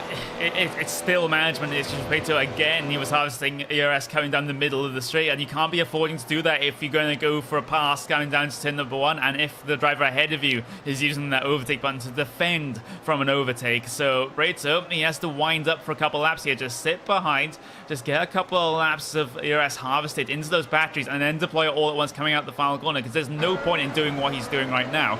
And we've also got Alex Simpson behind trying to get past. Beecham by name, Beecham by nature. T. Beecham has beached the vehicle, and well, that's a shame for him. He's let through Sebastian Job, though, getting back up to pace, but interrupting this battle between the drivers of Preto and Rasmussen is Alex Simpson, wanting to get through as quickly as he can, struggling to do so at this stage. But we need to keep our eye on the battle between Partington and Loner, because that gap again falls down 0.7 of a second. Suddenly, though, Carl Winkler's in the picture, and he could throw a cat amongst the pigeons if he wants to get through Moritz Loner as well here, Johnny. Yeah, certainly. And while you're talking about that, I'm also just having a look at Alex Simpson trying to lap Nicholas Rasmussen. And now Rasmussen's made a mistake on the exit of turn 1. Preto had a shot here. He's still got a shot, but I don't think he's capitalized on it as well as a World Championship driver would. So that's the difference when you're in the Pro Series. You have to make every opportunity count. Preto comes here through this middle part of the lap, and I think it's done right now. He's going to have to wait for the long straight again.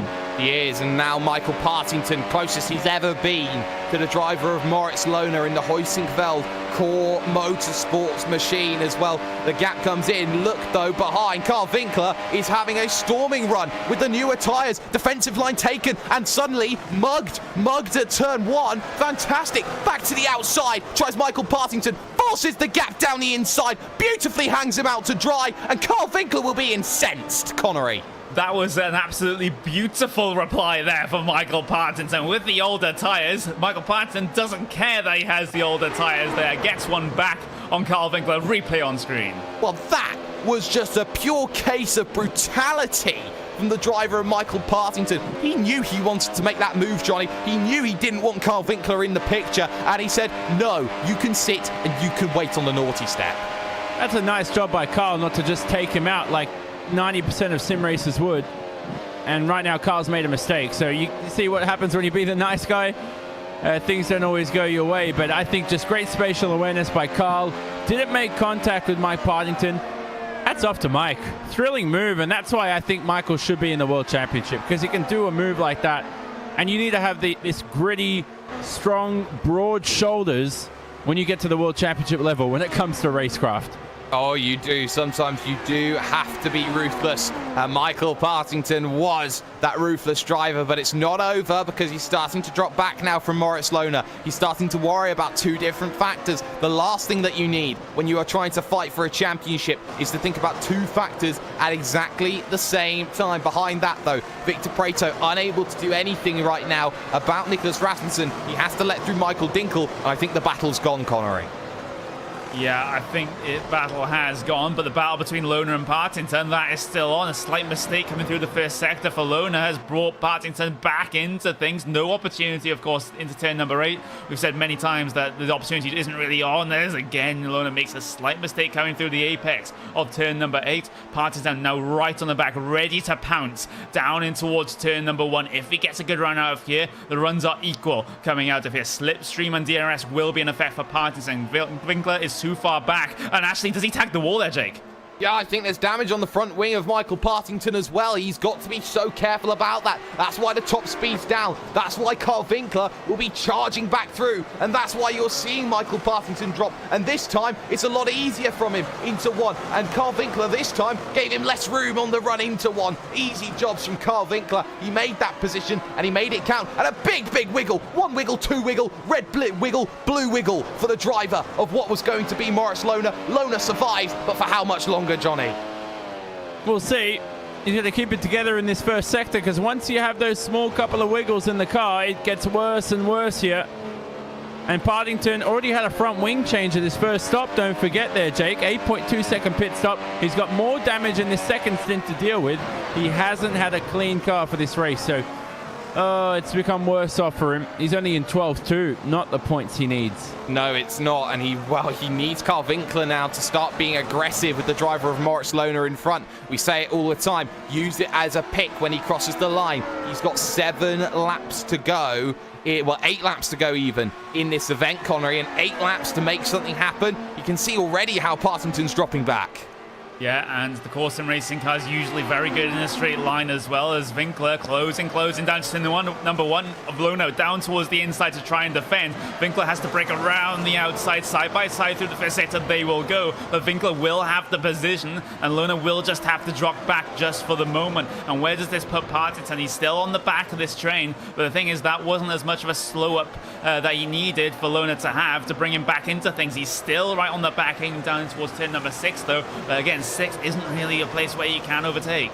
No, it's not, so he needs to get the run out of 7, chance to 8, but the DRS will be in activation for Moritz Lohner because he was behind, so there will be no opportunity for Partington to capitalise to make this move, but he's just got to try and do everything. Hope Moritz Lohner starts making uncharacteristic, unforced errors, and that's going to be the case that will be needing to be made for Michael Partington. He knows that he's got to do everything that is under his God's will to try and make sure that he gets himself into that P11 position once again to steal some points away from the driver of Moritz Lohner. You can see how Carl Winkler's fresher tyres is making him pull away at this late stage. Partington, nothing in response at this moment to try and get something to happen here, Johnny. And this is the sad and slow end, potentially, to Michael Partington's chances. It may just have to be relying on miracles in Germany.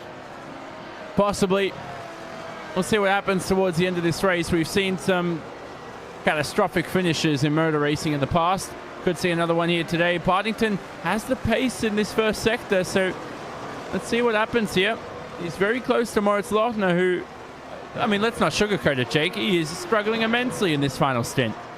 I know. He was up there into 10th position, dropping back then on the older tyres, both of them equal on tyre life. So Lohner now really hoping to hold on to this one. Let's not forget, though, the drivers at the front who are taking points away from Moritz Lohner, the likes of David Williams, Sebastian Job, Diogo Oliveira comes into mind, Orozco comes into mind, Jonjic comes into mind. He's losing points on 5 different drivers, and he doesn't want to make that a 6th or 7th even, as I forget Michael Dinkel. So Moritz Lohner knows that he is struggling to get to this line, and Michael Partington would be that one cherry, Connery, that is put the icing on the cake, as now Jorge Montañez will want to unlap himself. He won't. Yeah, I think Montañez is well aware of the sort of situation. His next competitor, Stefan Schmidt, is quite far down the road, and I don't think he'll be able to catch by the end of this race. So I think he's just going to try to stay behind, or just try and make it as a non-issue as possible as Partington. He's trying these alternate lines coming through turn number 6, pushes wide as Lohner through the middle of 6th, though. But the thing is, you can get the second apex if you do that. But Partington's still looking for the run out of turn number 5, but turn number 7, sorry. But again, no run. Looks for the move into turn number 8, though. He's basically trying to scare Lohner into a mistake here. Oh, he's trying everything and a bit more. And, well, Johnny, when do you start throwing the kitchen sink? Not sure. Oh, by the way, I don't recommend throwing kitchen sinks around, but let's see how this ends here. I'm looking at Partington here on the main straight. He could get a move done. He's going to make sure he's got enough ERS power in this car, because right now, see, the front wing damage costs him initially. DRS enabled, not enough for Michael. So, I mean, you're going to have to determine that, Jake. And have a look at, here's at the lap car coming through. Is that somebody trying to make a move? Yeah, that's Jorge Montañez getting back through, needing to get back through. Well, not needing to, but forcing his will on the battle. Keep an eye on this one, though, for position 2. Michael Dinkel is certainly back within a second. And if Alex Simpson was playing the team game as team boss, he may let this position back for Michael Dinkel. Give him 12 more points here, Connery, to give him more chance of making a WCS seat. Yeah, that could be the sort of situation that we're looking at. Try and get Dinkel back up there in terms of the points. Of course, he had a non-finish last time because of his issue. Of his injury. Sorry, he didn't even start that race. In fact, so 0 points scored, but a good result here. Slightly more points for finishing P2 rather than P number 3 could be all the difference at the end of the season. So we'll see what happens. We will see. It's 3 to go, though, when they cross the line. And, well, the question is, team orders, will they come back into play? And, well, Alex Simpson slightly slow there through turn number 9, getting away with one there as he gets back up onto the power. Keep an eye, though, still. Prato trying everything to close back to Nicholas Rasmussen. Still got that 3-car scrap. Lohner and Partington, and through them goes Jorge Montañez, proving that he did have the pace earlier on in this one to keep himself in a good position. So now Moritz Lohner once again has Michael Partington going through. Battle for P2, though, because Michael Dinkel is through on the driver of Alex Simpson, as we expected, Johnny. Team order comes into play as Dinkel gets caught up on the curb slightly through 3. Yeah, simple move for Michael. He just sailed up the inside and never looked back. So who knows? Maybe they did that Mika Hakkinen, David Coulthard bet, who, wherever was leading into the first corner, gets to finish ahead. Well, maybe that is the case, but Michael Dinkel knows that second position will be so much more healthier than third. 12 points. It doesn't sound like much in a series where you get over 2,000, but my goodness, would it make a world of difference for the driver then of Michael Dinkel. But again, it seems that Michael Partington does not have the opportunity to make this run down the front stretch. The damage too much, fighting against it too much. And now Michael Partington will now have to set his sights at potentially not qualifying. And we always said, Connery, there would be casualties. Someone who deserved to be there would have to go out with 10 drivers in. It may just be Partington unless he finds a magic move. Yeah, he has to make this move for his championship now. Pretty much opportunity into 10 number 6. He does go for it down towards the inside of the double left. And I think he's just going to hold on as long as he can clear him before the second corner. But the thing is, he's missed the apex of the right-hander and Partington's through. Gotcha! Finally! He tried it again and again and again. He looked every which way. He looked to the east, then to the west, back to the east, back to the west again. And he made that move. Michael Partington deserves all the credit in the world, Johnny, for trying at it and finally getting it to stick. But it's not over because of that damage to the front wing. Lona could come back. He certainly can, but he did it at a corner, that move Michael Partington was speaking about, at a corner where I think it's the only move I've seen this race. Up the inside, caught him napping. Great move by Michael Partington. But let's have a look here at the main straight. This is the critical point. Well, here we go. The white flag will fly for the driver of Sebastian Job. It's down to the inside again. Comes Moritz Lona, and Lona's slow on the apex. He had 2 wiggles, 2 bites of the cherry, but he holds it against Partington. So Partington, yes, you've done it once, but how much now will Moritz Lona dive and defend at this next section of track? Partington is the quickest here through 5. They're looking for 6. Instant defensive line. No risks taken between them. Vehicle off in front of them as well. That's Andre Ambadar. And look at this. He tried to go for it. There's contact. And round goes the driver of Moritz Lona, who will be furious at the fact that Partington looks through. And there was Michael Partington turned as well. Yes, Connor, you had an eye on that. So Partington lost it on the exit. Will give the position back. But Sebastian Job will go pretty much just behind Moritz Lona now. And now I think that battle can be called dead and done. Michael Partington has thrown away the chance. Sebastian Job then rounds himself through 10. Will round himself through 11. And you talk about inconsistency. You talk about the fact that you thought he may not qualify for a second consecutive season. Well, put this in your bookmarks because he has stamped his place surely now into the WCS. Sebastian Job wins at Indianapolis. Fantastic work. Dinkel in second. The Lauda recovery almost scored complete. Alex Simpson takes the championship lead in 3rd position. 4th will go to David Williams. But my goodness, has this final lap thrown up a kettle of fish. And Tommy Osgaard slow lets through the driver of Ricardo Orozco. What's happened to Tommy Osgaard on this final lap here, Connery? It could be strategic. Orozco is at much bigger risk of dropping outside that top 10, so it could be a team order there. That could be a team order. That's very crucial. PSR then starting to throw the dice. We'll see how Tommy Østegård gets himself to the line because Alex Bergeron was close behind and Bergeron won't capitalize on Østegård. So Østegård gives the position at the end. So that one, definitely a team order. We're thinking the drop of about 7-8 seconds in the overall. But everybody across the line, classified results as follows.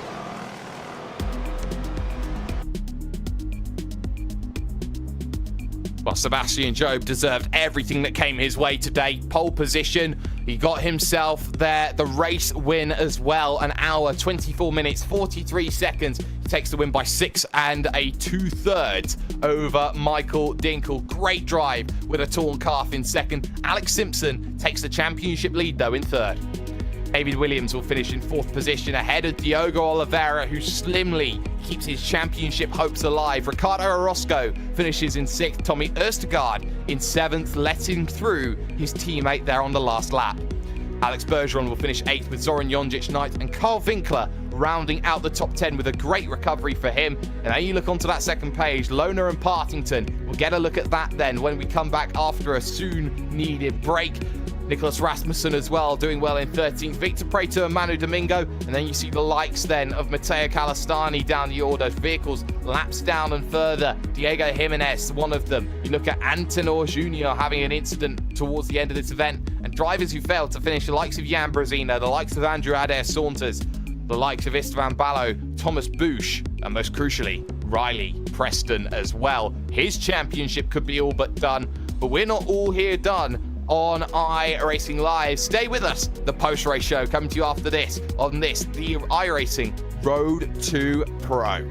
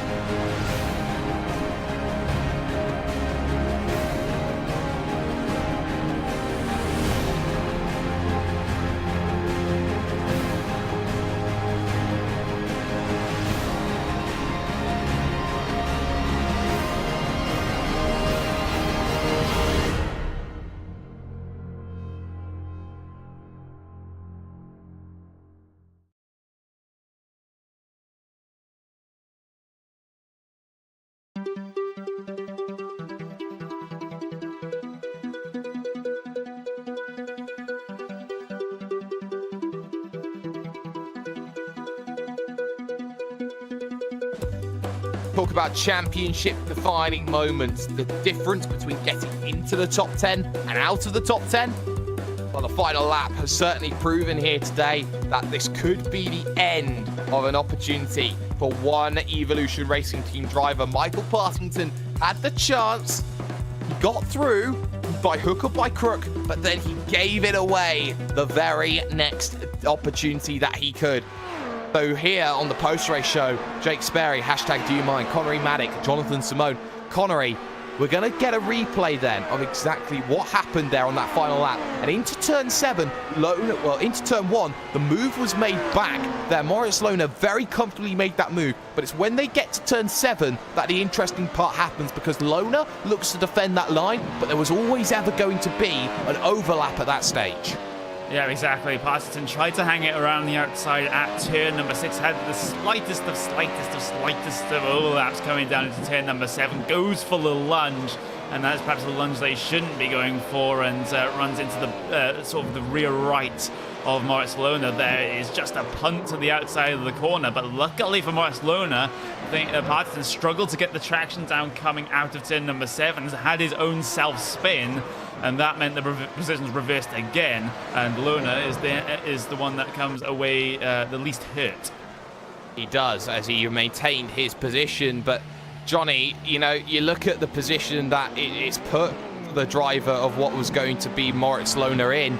You know, he's very lucky that Michael Partington spun that vehicle around on the exit of turn 7, because I think for Michael Partington, would you say that maybe the extra damage on the same side of the front wing changed the vehicle slightly to the point where, you know, Michael Partington didn't have that ability to hold it all together?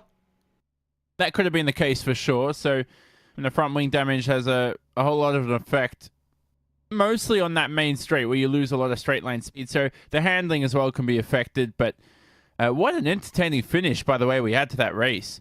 I was thinking, you know, after the end of the first stint and the start of the second stint, I'm like, God, there aren't many battles going on and all that kind of stuff. But it was a pretty good end to the race. I was considering going for a whole track change or something like that, and midway through, making them go the other way around, or having like the Indy 500 take place at the same time of this race. That would make things a lot more interesting. But anyway, it was a pretty good finish.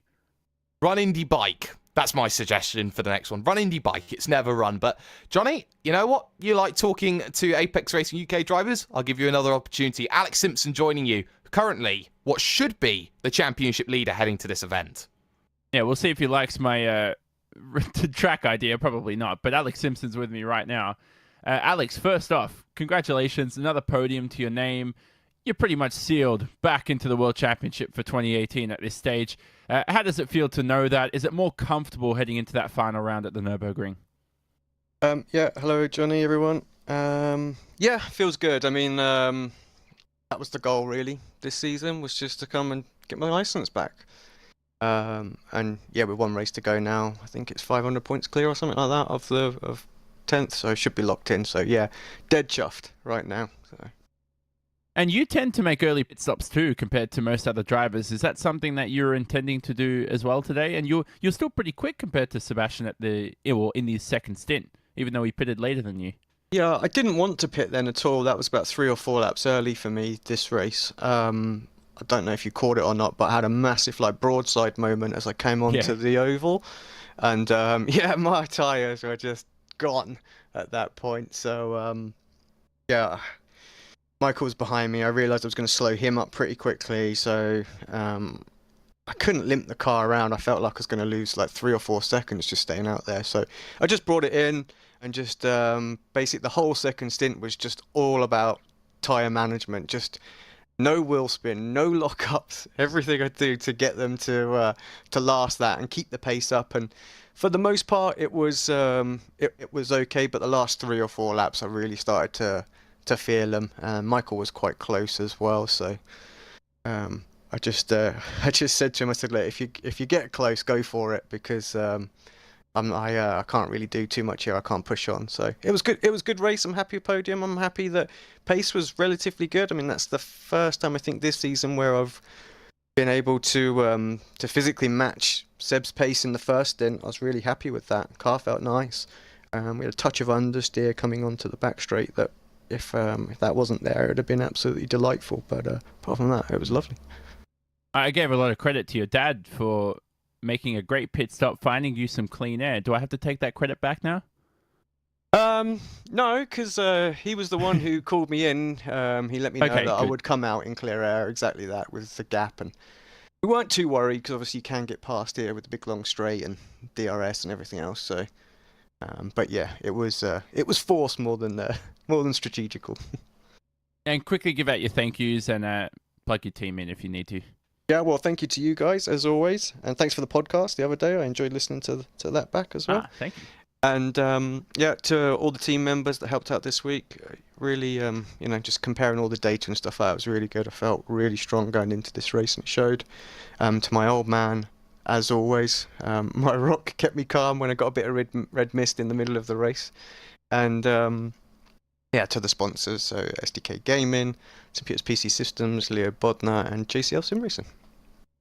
There you go, Jake. Alex Simpson, another podium to his name, and he was discussing our podcast on the SamonRacingReport.com, which is on YouTube, iTunes, Stitcher, and RSS feed as well if you need it. Great plug.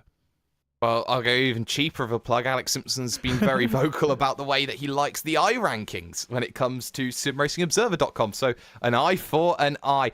Joining me now is Tommy Erstegaard. Tommy, let's talk that final lap. Let's talk about Ricardo Orozco going through. Was that team orders? Not team orders. I decided to do it myself. Okay, so it was your order, shall we say? Yeah. I saw it was behind me, so I asked for the gap to the car behind him, and yeah, it got close, but it was enough. So I wanted to let him by because obviously I want my teammates in the World Championship next year, and yeah. Well, that certainly seems to be a big point of contention, but even before the race started, you had a lot of intrigue about you. Just talk you through your excursion that you're having with your wheel. You don't know how much my hands are hurting right now. It was so crazy. 2 hours before the race started, like I had some issues with this wheel earlier. The handles are just not strong enough, so it has been broken earlier, but I've super glued it together, and 2 hours before the race started today, I was going to jump in to do some practice. And unfortunately, I just hit the handle on the wheel with my foot when entering the cockpits. And it just broke completely. So I had to take it off, try to super glue it together, and then stick it on. But after 15 laps during the race, it was just too loose. So I decided to just rip it off and race with one handle. So from then on, it was really tough to have any pace and yeah, to keep it on track, to be honest. But yeah, super happy just getting to the finish. Well, we don't often encourage drivers to take the phrase blood, sweat and tears quite literally, but I know you're the one going above and beyond the call of duty to make that happen. But of course for you, your first goal was qualification, and I think with a P7 result today, you are qualified with a round to spare, you are safe, you have your World Championship license. Are you now going to be doing everything to help Ricardo Orozco get there as well, effectively act as a bodyguard? Well, I mean, we can't be too crazy about it, but I will certainly do whatever I can to help him. But as long as he has as long as he drives as he normally does, he'll be in there. So I don't think he needs my help, but I will, of course, try to help if I can. Well, you'll certainly try your best. Tommy Osgaard then for Positive Sim Racing coming home in position number 7. Overall started 4th. Not always the best when you drop positions, but given the circumstances, Connery, he did a good job. Someone else doing a good job, though. You've got Kid iRacing. You've got Alex Bergeron. Yeah, Alex joins me in the box here. The young Canadian yet again pulling out a very good finish, finishing P number 8 after starting on that 5th row in P number 10. It was a good race for you out there, Alex. Pretty hectic at times with a couple of the other drivers further down the field that may not be used to racing in the top split. But how is it out there for you today in terms of the people around you? Yeah, I mean the start was was very, very, very, very, very, very. That was hectic a little bit. So my teammate Riley go up and over in the grass, so that was not good for him. Sad that on the start, that's sad that kind of stuff happened. Sorry, but yeah, the start I had a perfect start. Followed the PSR guys and made my way to 7th place, and then I dropped down to 8th. And pretty much the whole race I was sitting 4 seconds behind Orozco and trying to catch up, but I was running out of ERS every time, so I was kind of on the limit. And at the end I was catching a little bit, and then both PSR guys were like coming to me. Like, I don't know what happened there, but I was more in the race and trying to get the 6th place finish, and we didn't. But at least we had a good race and good points. Hopefully, I know I might not have a chance to make it, but that's some good result in the Pro Series. Yeah, we saw Branson O'Brien, your team boss, be quite negative about things in the spectator chat after Riley had his incident, but yourself and Diogo gave him something to smile about at the end there with the good finishes that you were able to pull off. And you mentioned it there that you're probably not within a shout of getting into the top 10 at the end of the season with one race to go. It's going to have to be some sort of miracle for you with getting the race win and everyone else finishing in the exact right order to try and get you inside that top 10. But if you don't get this license, where do you go from here? Do you focus on more of the dirt oval side of things, or do you just start preparing to try again next year? Well, it's I mean, I'll try to do everything I can, but definitely gonna focus on NASCAR PN Free Series if I make it, with the Drill Spill and Ashton Crowder and all my teammates, and we'll try to make it for peak. And this year I was not really focused on F1s. I just tried to do it and get the license back if I was gonna make it, but I didn't. So and we never know, but I don't think I will make it, and there's no way unless there's a miracle, like you said. But yeah, it's gonna be dirt racing. I'll try to focus more on sprint cars and try and do a little bit more late model. And we raced yesterday in the broadcast, and there are quite a lot of big races coming up, I think, in sprint cars and on dirt. And so yeah, NASCAR and dirt is gonna be my main focus for this upcoming year. And maybe next year we're gonna try again F1. I mean, if I got time. And of course, you've got your real life side of things as well, as Alex is one of these many, many, many drivers that decide to wheel cars around in real life as well. But is there anyone else you want to thank before you let you go, Alex? First off, I'd like to thanks Evolution Racing team for good car every week. Sometimes I had some bad luck, but that's part of it. But thanks to these guys, all the teammates, and they done an excellent job all season long. Hopefully, one of them's gonna make it in the WCS this year.